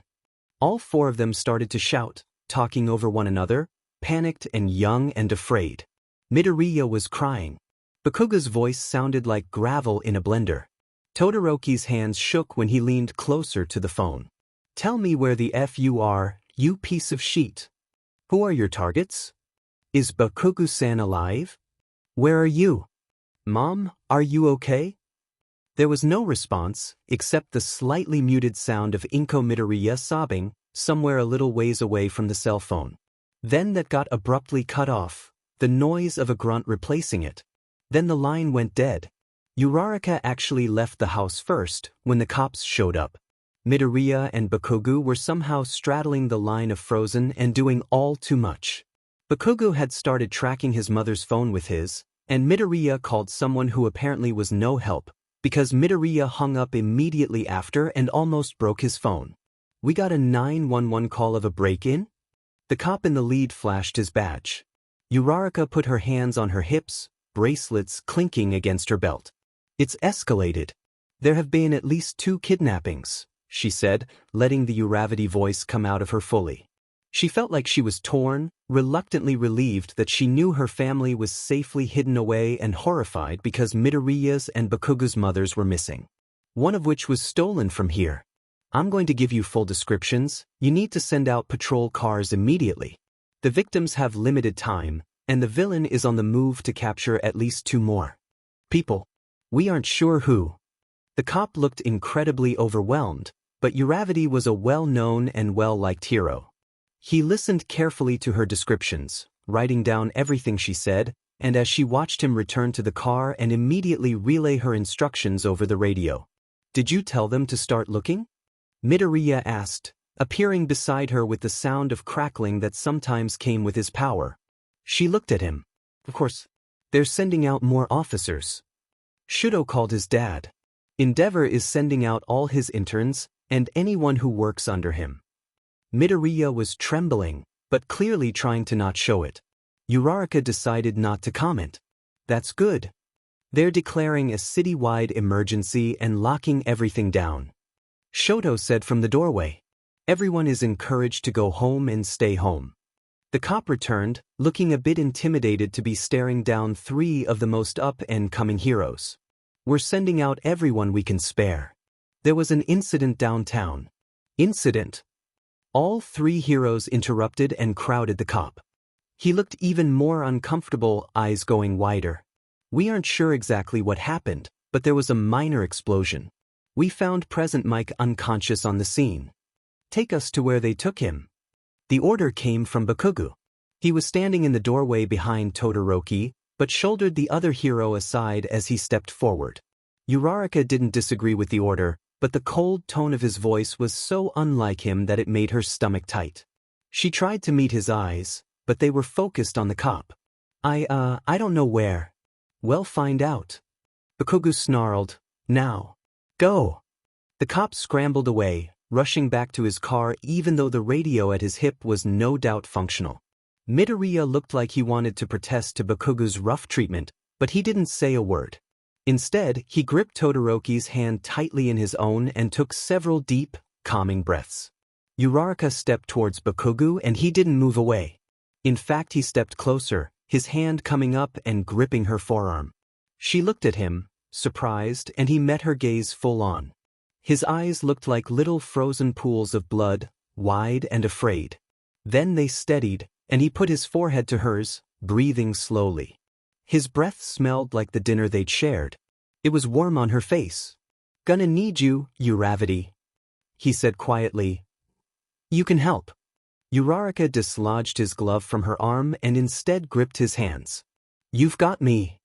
Gonna need Ochako too, he admitted even softer. His eyes flickered back up to hers, vulnerable. You've got me, Uraraka repeated. She took the risk and kissed him gently. He shivered. When she turned around a moment later, having heard the cop car door slam shut, Deku was staring at her with the softest expression he'd ever given her. Todoroki nodded. The cop rushed up, glanced at all of them with even more wariness, and gestured back to the cop car. I've got the address. And you're in luck. He just woke up. They tore into a hospital like crazy people. The logical part of Uraraka's mind told her that they shouldn't be running like that they were going to scare people. The slightly crazed look in Bakugo's eyes made the logical part of her whimper and die, though, so she followed his heavy-booted steps up the outside stairs and through the doors. Hisashi was standing in the lobby. He had a wrap of bandages around his head. He was dressed, but only in civilian clothes, and he looked only a little scuffed up. Kids. The usual laughter wasn't in his voice as he turned towards them, though his eyes brightened. I mean, heroes. Present Mike, what happened? Midoriya demanded. We think it's connected to our case. The case we all thought was closed? Hisashi clenched his fist. I really hope not. Well, what the f happened? Bakugo asked, his voice too loud in the quiet hospital, but nobody seemed to even bat an eye. Ground Zero and Present Mike in the same room? Things were bound to be loud. We were walking home, Hisashi said. We'd gone to a cat cafe. Then the alley blew up and there was dust everywhere. We went back to back, did the usual warnings, I cleared the dust. We've been doing this for so long, you know? We have habits. His voice broke as he spoke next, then something started ringing in my head. I thought I got bad migraines from my quirk, but it was like everything was screaming all at once. I hit the ground. They tell me they haven't found Aizawa. They haven't found Aizawa? Hisashi shook his head, and his striking green eyes locked on the four of them. But we're about to, aren't we? Bakugo clenched his fists. UFING know we are. We're already sanctioned. Come with us. Present Mike lifted a bag and pulled his familiar speaker collar from within. I'm right behind you. The room they were in was cold. Not just air conditioner cold, but absolutely freezing. If he could see at all, he was sure he'd see his breathing making little puffs of air in front of his mouth on every exhale. He suspected they were being kept in a freezer of some kind. Is she awake yet? Aizawa asked, his voice rough and scratching. He was shivering. That was a good thing. It would be bad if he stopped shivering. And no. Aizawa had only met Bakugo's mother a handful of times, but she had been a snarling, violent mass of fire every time. To hear her sound so timid and beaten was not good. He took a deep breath, trying to ignore the way it rasped out of him, and tried to think. The villain was clever, he'd give them that. Not only had she gotten the drop on him, but she'd also managed to get a metal headband of sorts around his head. It was locked shut tight, and kept him from being able to see. Or use his quirk. He was a little surprised they weren't already dead, to be honest. Surprised that the mothers that were locked up with him weren't dead, at least. They weren't heroes. They had never attended UA. It kind of confused him, their part in all this. Okay, Aizawa said, and tried to channel some of Hisashi's cheer into his voice, because it was clear that Mitsuki was terrified out of her mind. Maybe she needed the happy-go-lucky sounding hopefulness, even if he wasn't sure he believed it himself. We're going to be okay. The most important thing to do is stay calm and stay warm. Please bring Inko-san over here. We need to sit close together so we don't freeze. There were dragging noises as Mitsuki shuffled closer. Aizawa would have moved himself towards the other two, but his hands were manacled together and then chained to the ceiling. He didn't have much space to do anything other than sit there with his hands above his head. He fought against instinct and didn't pull away when she collapsed beside him, her shoulder against his. He felt Inko's head fall across his thigh and took a calming breath. The cut on his palm throbbed slightly. He curled his fingers tighter, wincing. "We'll make it out," Aizawa said. "Just stay calm. Try not to cry." Mitsuki nodded, beside him. He hoped someone found them soon. Against doctor's orders, Present Mike managed to charm his way out of the hospital with several signed CDs, a signature across someone's chest, and a promise to get a nice picture of Eraserhead for a nurse's daughter. The five of them made their way to the alley where the crime occurred. The rubble and brick had been picked through and investigated already by the cops, but the forensics team had already left. Present Mike pushed his sunglasses up on top of his head and squinted at the walls, frowning. "I know Eraserhead. He left some kind of sign." Bakugu paced around, his steps sharp and quick like a caged tiger. His boots scuffed pavement as he kicked stones out of the way, looking for something that might have been left behind. Midoriya jumped easily up onto one of the neighboring buildings, putting his arm around Todoroki to take him with him. Uraraka tapped her hands together, floating gently up to the top of the other building and investigating the fallen bricks and damaged structure closely. "Looks like an explosion quirk," Midoriya said, "but a different kind than Kaken's. I would have leveled the buildings." Bakugu said firmly, confident. "They're obviously not as strong." Uraraka had to agree. There were scorch marks on the brick, but they were very small compared to the kind of damage she'd seen Bakugu inflict. The crumbling and deterioration of the crime scene was nowhere near as explosive as Bakugu could have managed, but it was dangerous all the same. She crouched down, looking for any sign of a struggle. And then she saw it at the far end of the building. The damaged building she was standing on was some kind of electronics shop. There were all kinds of wires and antennae poking out of the top. And one of the wires was ripped out. Recently, too, she suspected, because there was something caught in the ends that made her stomach swoop. "Over here!" she shouted. "It's Eraserhead's capturing weapon." She heard the shuffle of boots landing on the roof, but hardly glanced back. She was too determined, trailing her hand along the white cloth as it trailed off in a very specific direction, like it had been carefully unspooled, leaving a trail. "I love that man," Present Mike declared, and at Bakugu's incredulous look he quickly shot finger guns and a smile. "Whoops. Don't tell the presses now, got it?" "Whatever." Bakugu snarled. "We have a direction." They jumped off the buildings with Uraraka lowering most of them down gently, and followed the capture tape as long as it would go. When it ran out, they spread out along the street. The night was dark and chilly, but the lack of people around worked in their favor. They climbed up on buildings and scrambled around places that would likely have been somewhat off-limits or at least difficult to negotiate entering.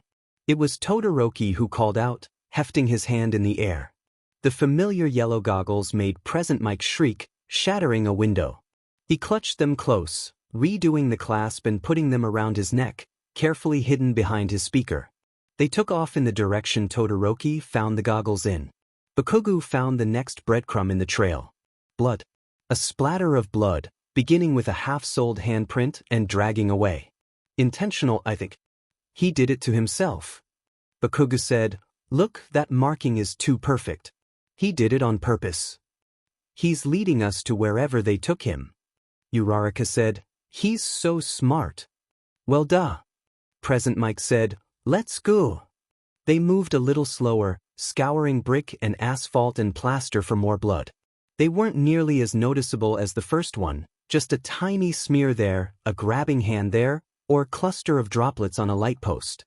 It seemed like Eraserhead had been trying to look like he was putting up a struggle, without actually struggling too much. With all five of them looking so intently, they managed to follow the path. They moved quickly and quietly, only really speaking when they found something, weaving their way around buildings and scaling walls when needed. They reached the edge of the city. There was a single building left in their path. They hid in the alley across the street. There weren't any clear signs, no more blood, no more dropped pieces of Aizawa's hero costume.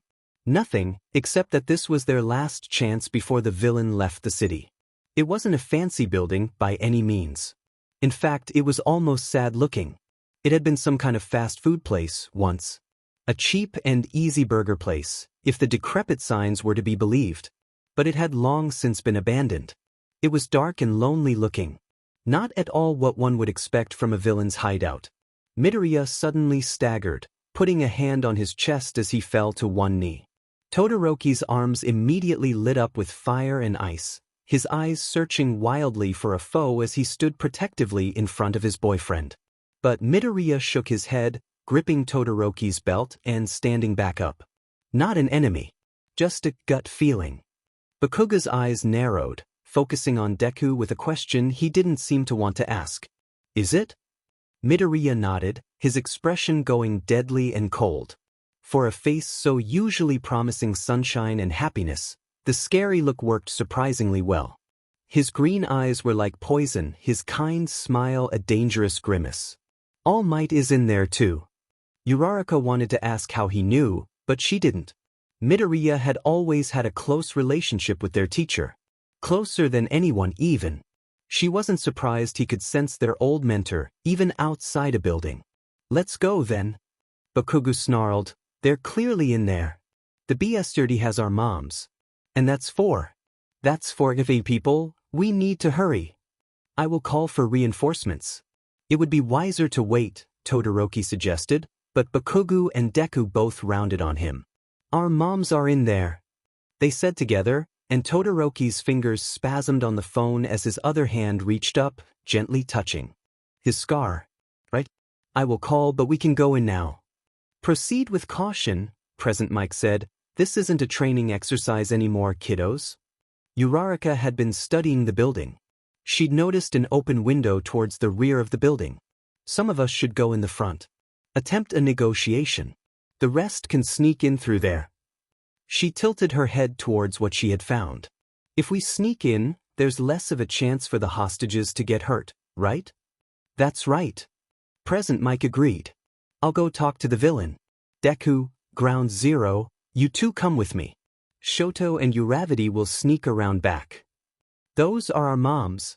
We should, Bakugo started, his voice little more than a snarl, but Present Mike held up one gloved hand, frowning intensely. Your moms, All Might and my best friend. That's why we're negotiating. We'll do something stupid if we go back there. Uravity and Shoto are lighter on their feet anyways. We have to trust them. Bakugo turned his eyes on Uraraka, and she felt something strike her hard in the chest. He was begging. He didn't say a word, but his eyes were begging her, trusting her, vulnerable to her. She nodded. He turned back to present Mike. Fine. They split up. Deku grabbed Shoto's hand, squeezing it briefly, and Todoroki nodded. The trio of negotiators moved quickly into the street, approaching the building openly, hands up to show they meant no harm. The effect was lessened slightly by the crackle of lightning along Deku's spine and the shower of sparks from Bakuga's hands, but they approached slowly nonetheless. Uraraka touched Todoroki gently, lessening their gravity only a little bit as she led the way in the opposite direction. She saw a more hidden path, looping around between other buildings to come up on the abandoned fast food place from behind. They traveled quickly and lightly, feet making almost no sound. Todoroki's breathing was cool on the back of her neck as they hid behind a dumpster, watching carefully from their new position. A girl that looked identical to the one they'd locked up stepped out to talk. She had something, maybe a small phone, in her hand, and dried blood soaking her sleeves. Uraraka felt herself fight back shivering, praying that the hostages were still okay, that the blood was from something else. Where the F are our moms, you stupid ugly beach? Bakugo snarled, and Present Mike put a hand on his shoulder. You mean the nasty blonde one? And the fat one? The villain pet her head, dark hair swinging. In my freezer. Uraraka wanted to stay and hear the rest, but that was more than enough. She tapped Todoroki and he lit little flames under his feet, propelling them into the air with as careful a direction as he could muster. They held onto the gutters of the building, maneuvering carefully, and then made the quick move across the street to the back of the villain hideout before dropping to the sidewalk. Todoroki nodded to show her the coast was clear, and she climbed quickly through the window. Inside, the floor was covered in dust and grime, except for trails of footprints. Everything from when the place had been a fast food establishment was left just where it was. There were old containers of grease, thrown up against the walls and leaking. The grills still existed, though it was clear they hadn't been used in a long time. Tables and chairs were haphazardly stacked everywhere, which Uraraka was actually grateful for. She used them as cover as she quickly moved towards the kitchen area of the building, her boots sliding slightly in the grime of the floor. Todoroki followed after, his taller height and broader shoulders making it a little more difficult for him to get through the window and more difficult to crouch behind the tables for cover, but he managed well enough. He stayed just a few steps behind Uraraka, putting his boots where hers had landed, silently making their way through the building. They were lucky it wasn't large. Uraraka found the metal door to the freezer easily enough and glanced back. Todoroki nodded, posting up on the wall beside the door, ready to attack if anyone came through that wasn't supposed to. Uraraka counted to 3 in a breathy whisper, just barely loud enough to be heard. She jerked the door open, sidestepping quickly, but there was no attack from within. "Shoto," came a desperate, sobbing voice, and Todoroki flinched instinctively as arms came around his neck, holding him tightly. Uraraka went into a defensive stance, but there was no need. The speckled red and white hair was familiar. She'd once baked cookies for Todoroki's birthday and delivered them to their school dorms. Fuyumi? Todoroki sounded shocked, and Uraraka didn't blame him. They hadn't even known Fuyumi was kidnapped. "I knew you'd save us. They took my phone, but I knew you'd find me," she said, sounding painfully proud, and Uraraka realized they'd only gotten a text from her saying she was fine. Uraraka peered into the freezer, her stomach dropping as her brain automatically counted what she had to physically count herself. All Might looking half dead. He was unconscious, half his face beaten black and blue and his entire body bound tightly with rope. Mitsuki, with mascara down her face and blue lips from the chill. Inko, who was awake but staring fearfully, looking like a hunted rabbit. Izawa, chained to the wall, a metal brace around the top of his head and blood on his hand. And Fuyumi. That was 5 people. That was 5 people. We've been tricked. They're going to kill somewhere else. Someone else. Uraraka said, "Shoto, get the chains off Izawa. I'll get all my... We have to move fast." Todoroki gently pushed his sister aside, quickly rushing into the freezer. A tiny bit of fire on the ice-cold metal around Izawa's eyes had it falling to pieces, shattering from temperature change. He set to work on the manacles while Uraraka ripped apart the ropes holding All Might's shivering body. Inko and Mitsuki climbed to their feet, holding each other tightly, shaking. "Lead them out the back door. You can protect them if something happens to come that way. I'll go out front." "Aizawa-sensei? You okay to walk?" Aizawa rolled his wrist and stood up.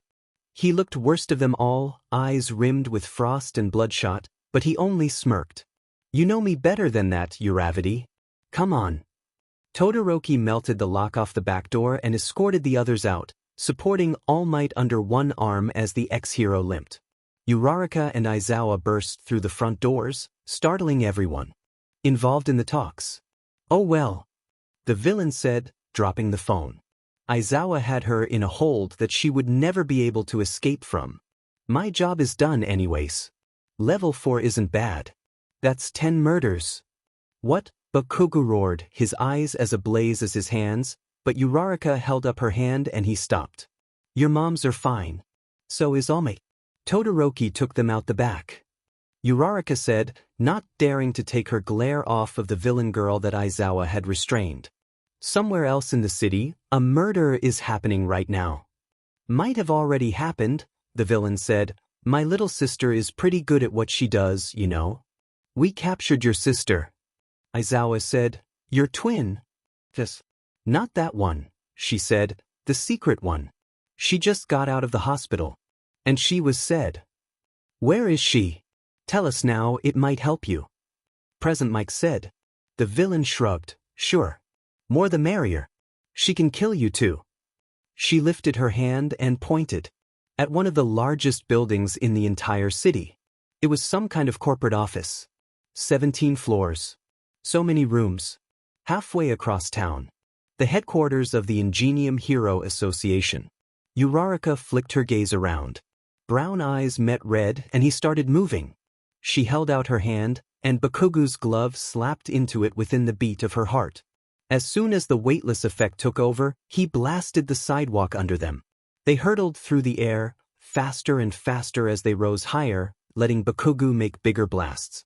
Thank you, he whispered into her hair. She clutched him tighter. They were moving so quickly she almost didn't hear it. Deku ran along below them, a streak of lightning matching their pace. Todoroki and the others had been left behind, but they didn't have time to bring them. They moved faster than almost anyone at the moment. Deku reached the building a few seconds before them, rushing into the doors. Bakugu blasted them out of the air, and Uraraka let their gravity return as their boots met pavement. They booked it into the air. The lobby was scattered. Deku was already briefing the present sidekicks of the situation, telling them to evacuate as many people as possible, that there was a villain present that might very well be hiding in the building. Some stranger came in a little bit ago. Tiny girl with dark hair. She was in a wheelchair being pushed by Red Riot and had a bunch of other heroes with her, so we let them go. Bakugu turned on the petite, pink-haired girl that reported it so quickly, the girl dropped her phone. Where are they? They went up the elevator. Cameras are over here, someone shouted from the desk. We saw her enter the 10th floor. Just a few minutes ago. Deku took to the winding staircase, apologizing loudly as he knocked people out of his way. Uraraka slapped Bakugu's palm again, holding his hand as he launched them into the air with an explosion that sent the girl who'd told him her information sprawling to the floor.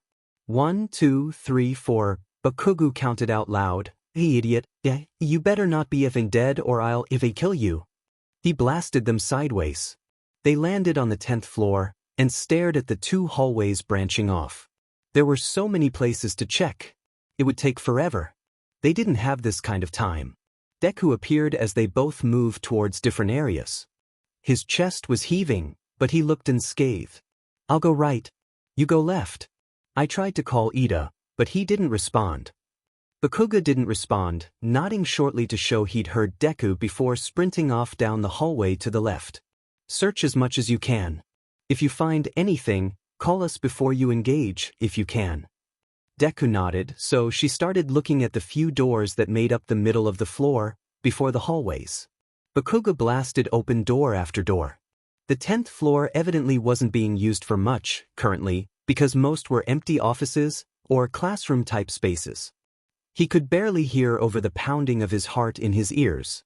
Not again, not again, he wasn't about to start thinking Kirishima was dead. Not again.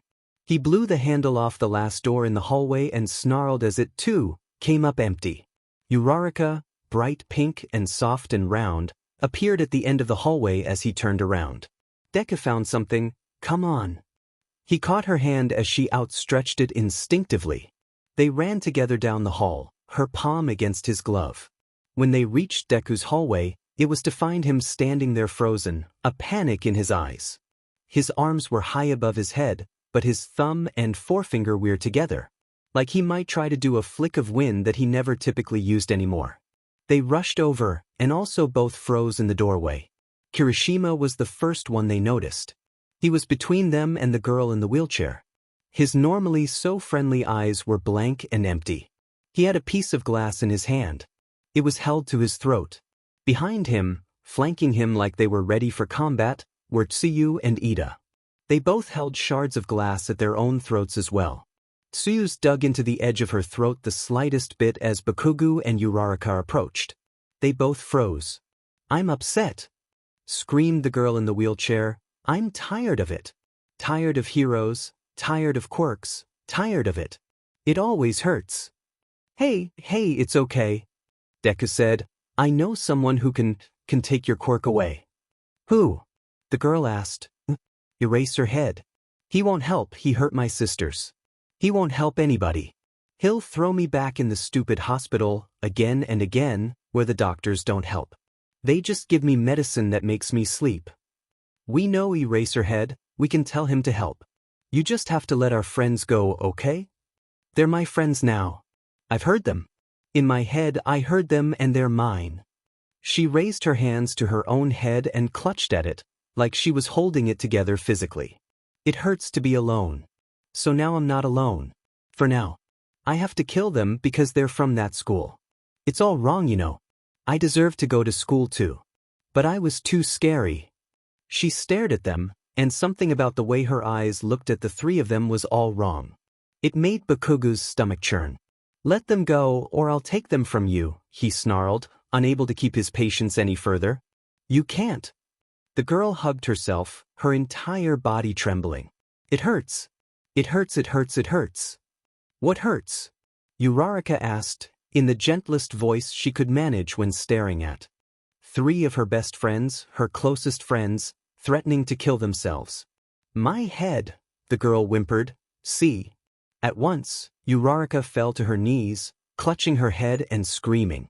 Bakugu moved without thinking, stepping close to her, raising his arm at the girl. Kirishima stepped between them, the edge of the glass just barely drawing blood from his skin. Bakugu faltered, his breathing too fast, his eyes wide. Kirishima, you dumbass, move. He can't listen. He's too sleepy. The girl in the wheelchair sounded genuinely saddened by the fact. He can only listen to me now. Because now he's mine. I don't want to hurt him, though. He's mine, so I can't hurt him or he'll leave. He's either gotta die or stay with me forever. And no, Deku choked, you can let them go, can't you? Bakuga didn't dare move. His arm shook slightly, eyes glued to the tiny stream of red rolling down Kirishima's collarbone. Then the words rolled over him again. I can't hurt him or he'll leave. This better work. Bakugu opened his fist and let an explosion loose. Deku screamed, and Bakugu felt his hands on him, pulling him, horrified. Uraraka, on the other hand, had stopped screaming. She looked up, tears in her eyes. Bakugu watched the smoke clear, and Kirishima stood in front of him. The glass in his hand was crushed to pieces. His arms were crossed over his face, and his skin was hardened up. When he raised his head, his eyes were cleared. You're crazy, Kirishima said, and I love you so much for it, dude. Yeah, Bakugu said, his relief clear in his voice. Move. Kirishima moved quickly, ripping the glass from Tsuyu's hand and kicking Ida in the knee to knock him down at the same time. Deku, having caught on, carefully aimed a punch at his best friend's shoulder, snapping him out of it. Tsuyu was a struggle as she kept jumping around, but eventually Bakugu caught her around the waist and slammed her into the floor. The girl curled in on herself, screaming the entire time, and then she looked up. You want to know how it hurts? The wave of hatred that lashed out at them all was almost physical. Windows shattered. The heroes noticed none of it, all of them collapsing in various positions and clawing at their heads as they screamed as well. It felt like their skulls were filled with acid, melting slowly from the inside. If Bakugu could have found any concentration, he would have fired an explosion at his own head to numb the pain. But he couldn't. He could only curl into a ball, screaming, and try to make the pain stop. Distantly, in fragments, he wondered if this was it. He should have told Uraraka after all.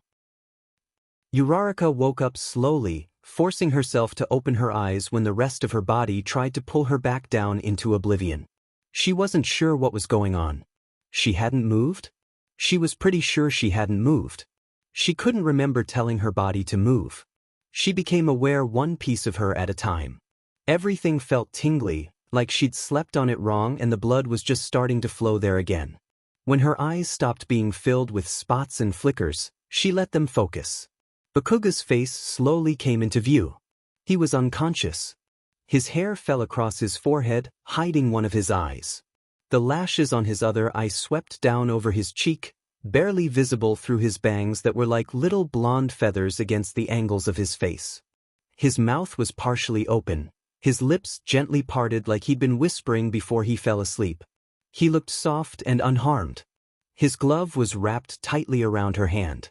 She slowly became aware that her legs were tangled with his, that in her last moments, in her agony and desperation, she had thrown herself on him and he had clutched at her as well, tangling them together so that if that pain was the time that they went out together. She felt her eyes start to well with tears and pulled herself together. She sat up. Nothing hurt.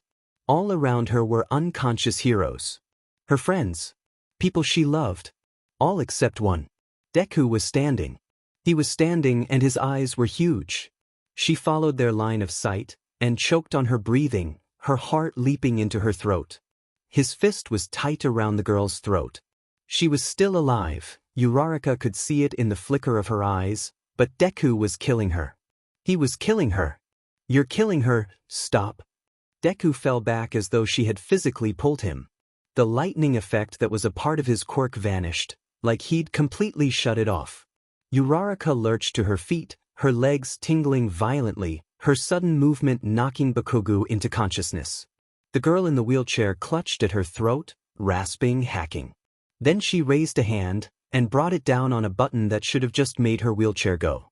Instead, it brought the building down because of course it did. Because of course they weren't getting out of this without another explosion. Because this had all started with a bomb, why wouldn't it end with one? Deku snapped back into action. He kicked out a window and lifted Kirishima onto his back. Ida and Tsuyu awoke as the building started to shake. Tsuyu launched herself out the window, and Ida sprinted down the side of the crumbling building. Uraraka turned, caught Bakugo's hand as the ground lurched under her feet. Bakugo pulled her towards him as a piece of the ceiling fell down behind her, crushing the villain to dust. Uraraka hit Bakugo's chest and they rolled, falling as the ground collapsed. Uraraka touched everything she could, slamming her palms against plaster and glass, brick and drywall. Her stomach rolled.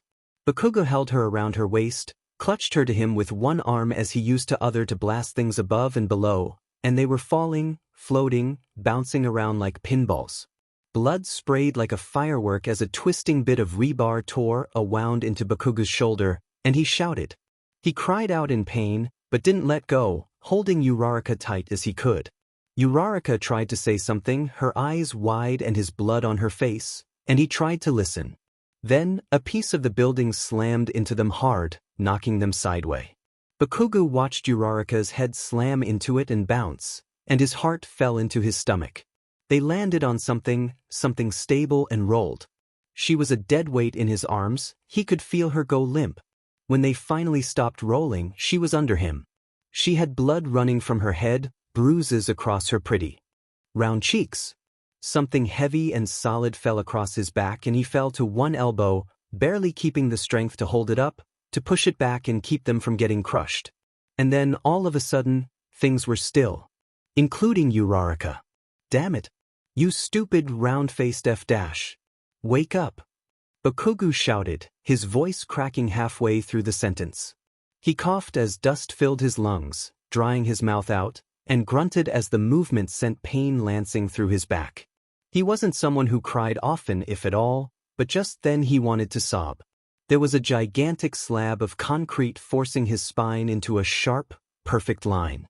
He supported it, although it felt like it was driving him into the ground.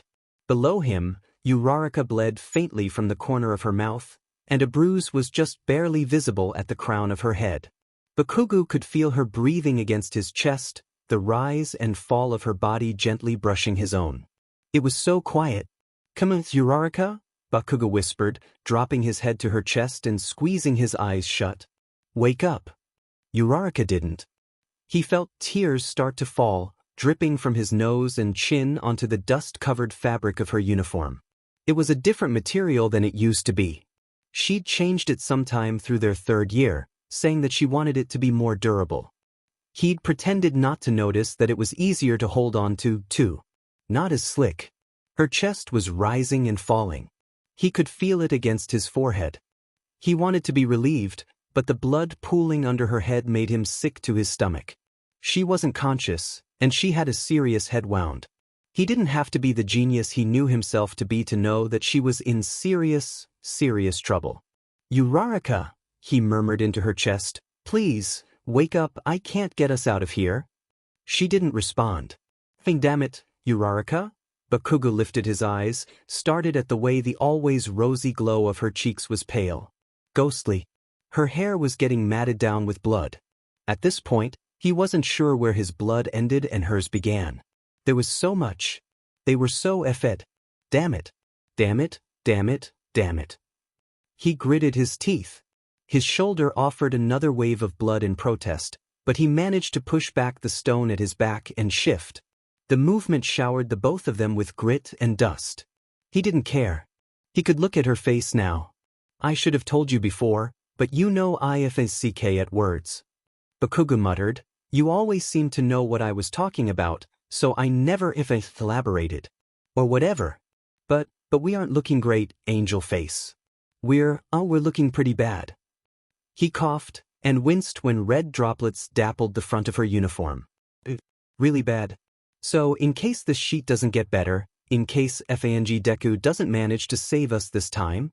Bakugo dipped his head down, straining his shoulders and back, feeling the grind of metal against his spine, and kissed Uraraka.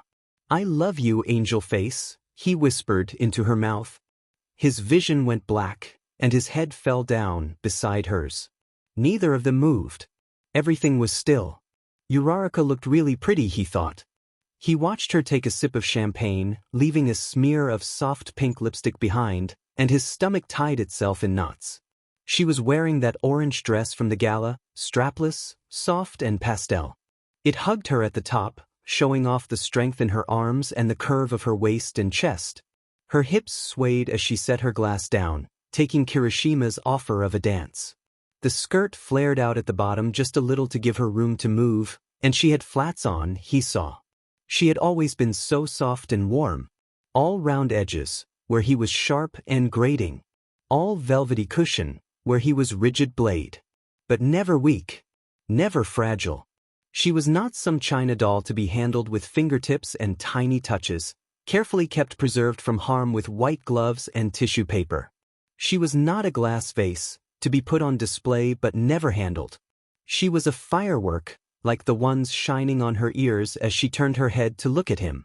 She was an explosion brighter than he could ever manage. Her bright eyes met his. For 5 years, he had always looked away when she did that.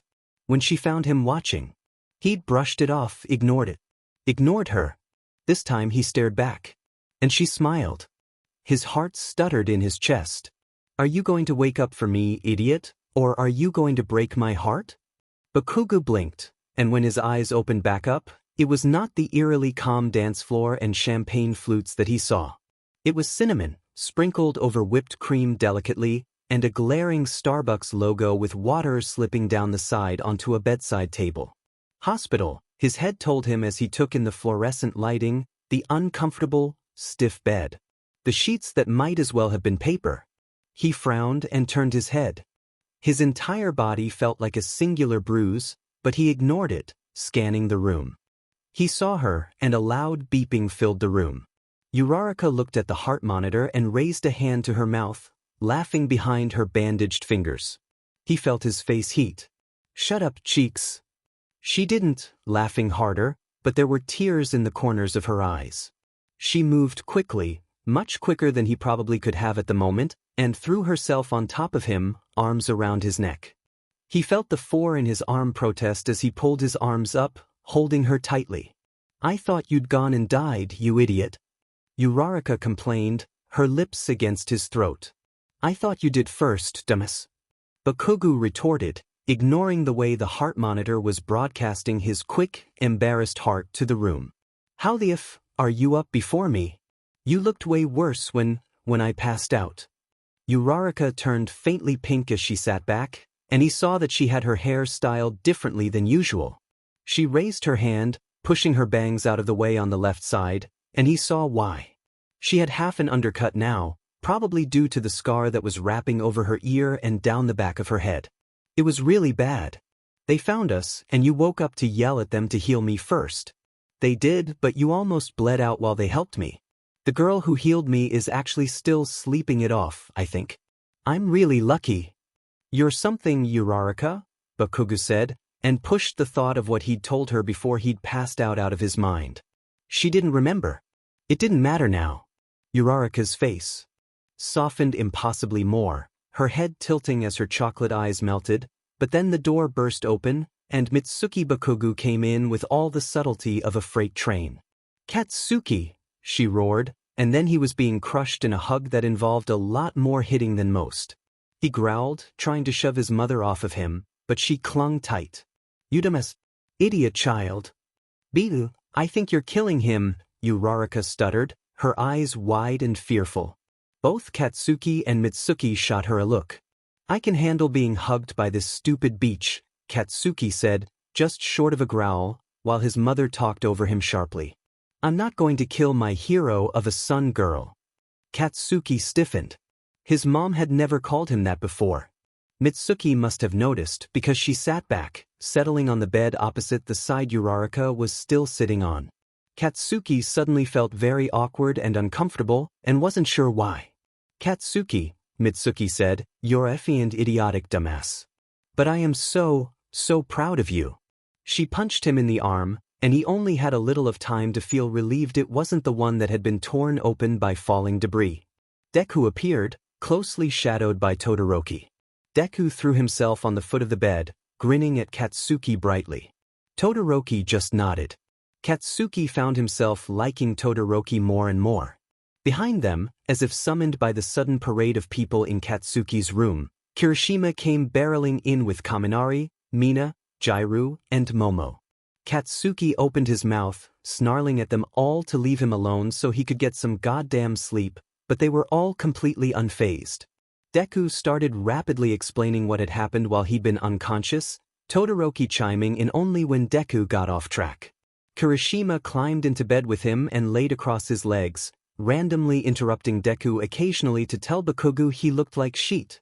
Mina left pink lipstick all over his forehead, much to his fury, and Kaminari tried to put headphones over Bakugo's ears twice, cackling.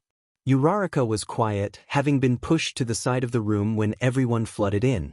He met her eyes as Deku continued rambling, and she smiled at him. It seemed to say something, but he wasn't sure what. He turned back to Deku when his mother hit him.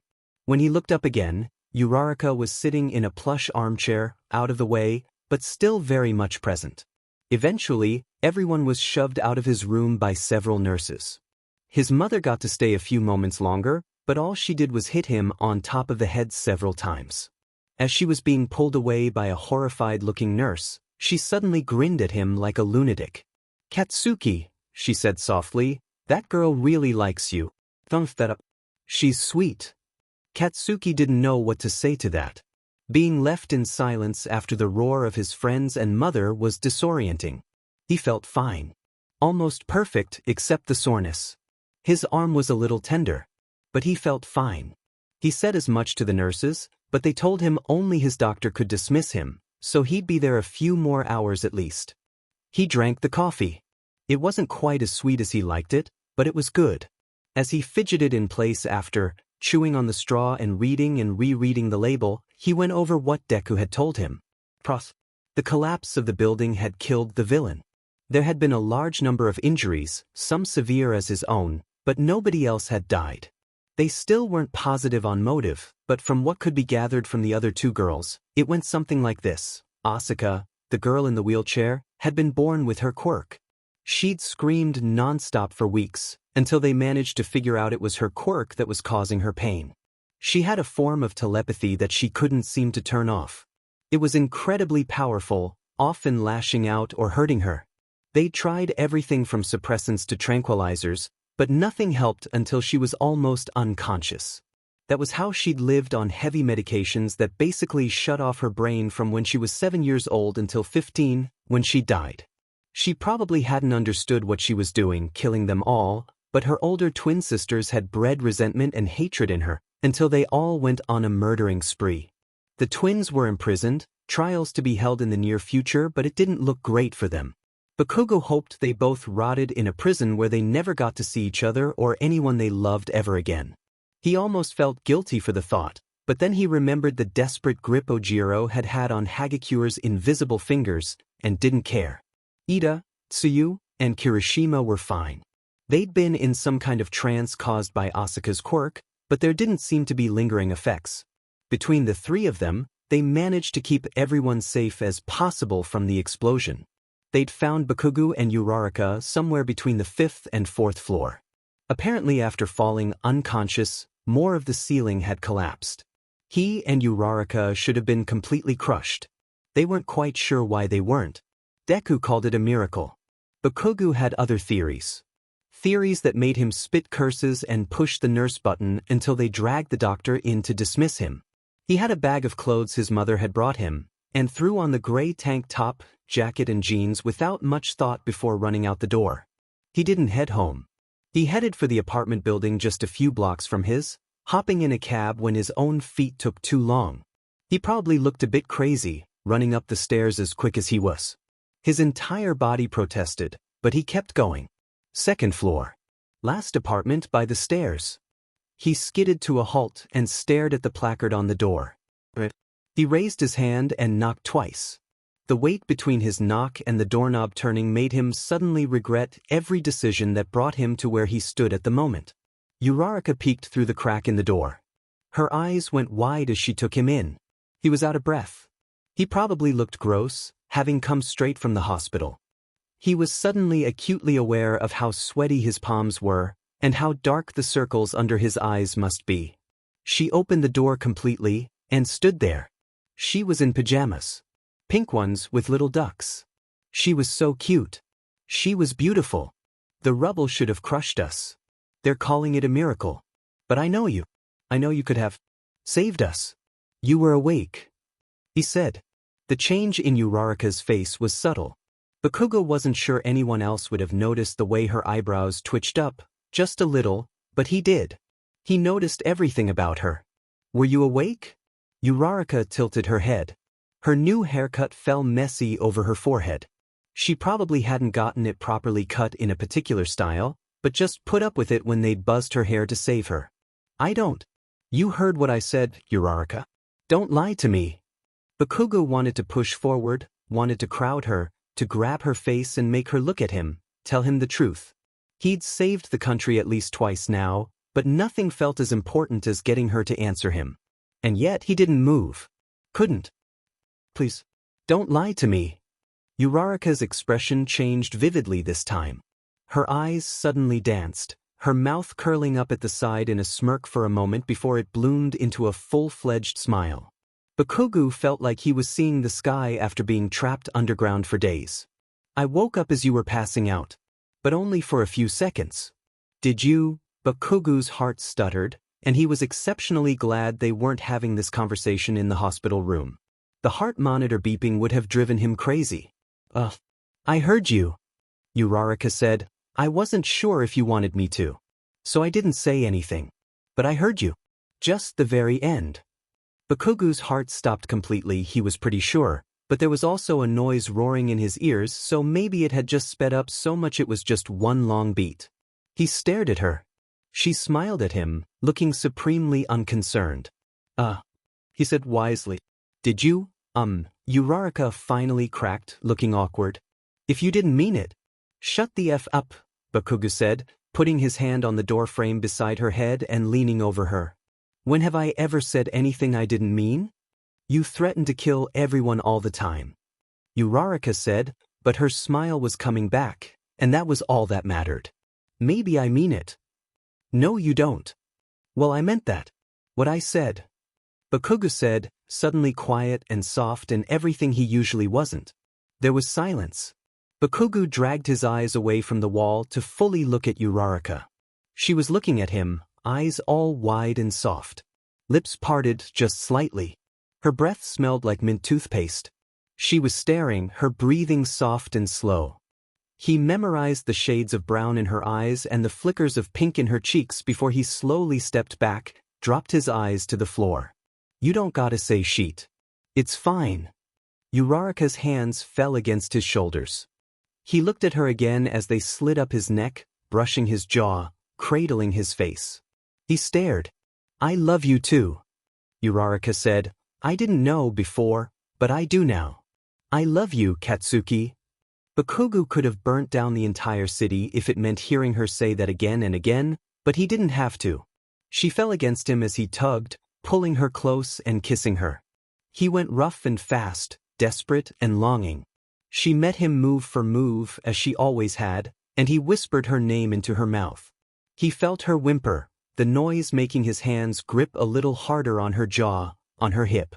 She dragged him back into her apartment, kicking the door shut behind him before pushing him back against it. Bakugo gave a grunt of surprise at the slam of his back against hard wood, and she slipped her tongue into his mouth, tongue flicking against his teeth. Ochako dash, he started as she pulled away from his mouth, but then she pushed the zip-up hoodie from his shoulders, and all the words he knew in any language fell out of his brain. He said, wisely, and Ochako's cheeks turned impossibly red. Did you not want to? I didn't say that. Katsuki said quickly, finding his words finally, I just don't want to rush with you. I want to take my time. You took forever and a half to confess. Ochako said, and I've thought you were hot since high school. We don't have to, but I do if you want to dash. I dash. They both trailed off. Then Ochako threw her hands up in the air and huffed, exasperated. Do you want to have ZC with me, Katsuki? Katsuki had never nodded so quickly in his life. Ochako laughed, a soft and joyous sound that made all the tension bleed out of his shoulders and his heart stutter happily in his chest. He reached for her, and she reached back. She reached back. Just like that, it was like all the hunger from before returned solid and pressing. She pushed him up against the door again, but with renewed confidence Katsuki flipped them, grabbing at her thighs and hefting her legs around his hips, pushing her harder against the door as he liked his way back into her mouth. Been dreaming about these thighs for years, Ochako, Katsuki whispered against her mouth. She tossed her head back, lips pressed together to muffle the noise she made in response to his words, so he started running his lips across her throat. She bared her throat more for him, whispering his name, and he smiled. He said a hickey into her throat on principle, but kept it low enough that the high collar of her hero suit would hide it if she zipped it up. She tugged at his hair, dragging his mouth back to hers, and he let her. He would let her do anything to him, if she wanted it. He was so far gone in love with her. Her fingers were chilly against his arms, and colder against his stomach as she pushed his tank top up. She traced her fingers along his abs and he panted against her lips, pulling back enough to glance down. You need the shirt off or what, cheeks? Ochako arched one eyebrow, and pulled her hands away. Instead she grabbed the bottom of her pajama top and pulled it up over her head before tossing it behind her. She wasn't wearing a bra. Of course not, she'd been in pajamas. Katsuki's snark died on his tongue. God damn, you're gorgeous? He whispered, and then he pushed his face into her chest, laving his tongue along one of her births and grabbing the other, squeezing. Ochako whimpered, pushing into his hands and breathing out a sigh as he dragged his teeth across supple skin. He switched his attention to the other BRST, mumbling praise. One of her hands was tangled in his hair, clutching him both closer and tugging when it became too much. The other fell to his jeans, fumbling with the button. He let her go only long enough to rip his shirt off over his head, and then he was crowding her against the door again, mouth on as much skin as he could reach and hands blazing over what he couldn't put his mouth on. Her hands skated over his skin like she was the one with the explosion quirk, burning trails wherever they touched. Katsuki was so hard in his jeans he was mildly afraid that as soon as she touched him he'd come like a teenager. He pulled himself away and glanced over his shoulder. Now. Bossy, Ochako said, taunting, and leaned back against the door. Katsuki turned an incredulous look at her. She met his eyes and slid her hands up her own body, cupping her melons and pinching her own nipples. This is my house, you know. Katsuki heard the challenge and was not afraid as he grabbed her. He hauled her bodily against him, kissing her senseless as he gripped her short hair in his hand to jerk her head back, forcing their mouths together. Ochako didn't protest, pushing back against him with as much fire and spilling out of her throat. He grabbed one of her thighs, squeezing, and lifted it to wrap around his waist. He was momentarily distracted, grinding his aching pee-pee against the warmth of her through her flimsy pajama bottoms. It was his turn to into her lips, and she returned the sound with fervor, helping him out by slinging her other leg around his hips as well. His hands fell to her round but to catch her, easily holding her against him. He jerked his hips up against her for a moment and she pushed down. It was almost good enough. But no, he wanted inside her. Humping her until he came in his jeans was never going to be enough. Instead he threw her down on the couch and then dropped to his knees before her. She looked at him through eyes turned black with desire, and he tugged her pajama shorts off too, dragging her hips to his mouth in one fluid motion. Her hands returned to his hair, tugging as she squealed. He didn't tease, never one for subtlety, as he plunged his tongue into her pee-pee with his mouth and then skimmed mercilessly on her seal before laving his tongue over it hard. She bucked against his mouth and he slipped his hands to her, holding her open as he liked, and utterly ravaged her with his lips and tongue. Kakitsuki, she tossed her head back against the couch, biz bouncing as she squirmed from his attention. Oh please, please don't stop. Katsuki flicked his tongue over her silty again and slipped his thumb into her pee-pee, just a little. She loud enough to wake the neighbors. Her thighs clenched around his head, toes curling as she came hard, trembling against his mouth. He kept going until she nudged him with one foot, pushing him back. He rocked back on his heels, knees a little sore, and rubbed a hand down the front of his jeans. He was so hard. God, he wanted her. Your turn, she said, voice a little rough as she launched herself off the couch and pushed him to the floor. She had his jeans unbuttoned and tugged down before he could even manage to sit up, shoving the coffee table out of the way. She mouthed him through his underwear as she tugged on his jeans, and one of his hands slapped up to his mouth. He bit the back of his hand, watching her tongue dart out and trace the head of his pee-pee through thin cotton. Ochako. Oh yeah, she ummed, tugging his underwear down too and then fitting her mouth immediately over him as soon as he was free. His head hurt a little as he slammed it back into the ground, every muscle in his body straining as he fought not to buck up into her mouth. Then her gentle hand found his, dragging his hand to the back of her head and slipping his fingers into her hair. Huh. He managed not his best moment. You think I can't take it? Ochako rolled her eyes. Give it to me, Katsuki. Katsuki had never needed to be told something twice. He tangled his fingers in her hair and lifted his hips, into her mouth. She ummed around his pee-pee, drool leaking from the corners of her mouth, and he ummed up into her wet mouth harder. God, Ochako, he swore heatedly, you're so effing perfect. You always could take everything I gave you. Never back down, huh? He dragged her off of him by the hair, staring in awe at the pre-cum and drool making her entire face stick. Come here. Give me that FANG pages. Ochako grinned wolfishly, her lips red and swollen and wet. She crawled over him and grabbed his soaked pee-pee with a hand, sinking onto it without hesitation. He grabbed her hips, swearing loud. His arms and torso trembled with the effort it took not to come in her right then. Then she started to bounce, fully in control of the situation. He watched her, alternating between gripping her hips hard enough to leave bruises and teasing his thumbs over her biceps or see. She seemed confident and proud until he planted his feet on the carpet behind her and started to move up into her. Then she tossed her head back and whined, chasing her pleasure as much as his. When she clenched down around him, trembling from head to toe, he gave a shout of her name and followed her over the edge, pushing up into her. She let out another whimper as she felt his pee-pee twitching inside of her. Katsuki said, letting himself drop back to the floor. You too. Uraraka said, giggling against his collarbone. Katsuki smoothed his hand over the ruffled mess that was her short haircut and tilted her face gently towards his. From his angle, he could barely manage to reach her nose, much less her mouth, but he kissed the tip of her round nose gently, then pressed another one to the crown of her head. I love you, he whispered softly as she threatened to fall asleep on his chest, sweat cooling between them. I hate both of you, Karo. Came a familiar croaky voice, and Bakugu went rigid and horrified beneath Uraraka. She jerked upright so fast she almost kneed him in the crotch. Hero instinct kicked in just in time to have him roll away, covering himself both from view and from her dangerous knees. Tsu-chan! She shrieked. I thought you were at Habuko-chan's house. Maybe you should have checked before you ruined our living room, Ochako-chan. Tsuyu complained.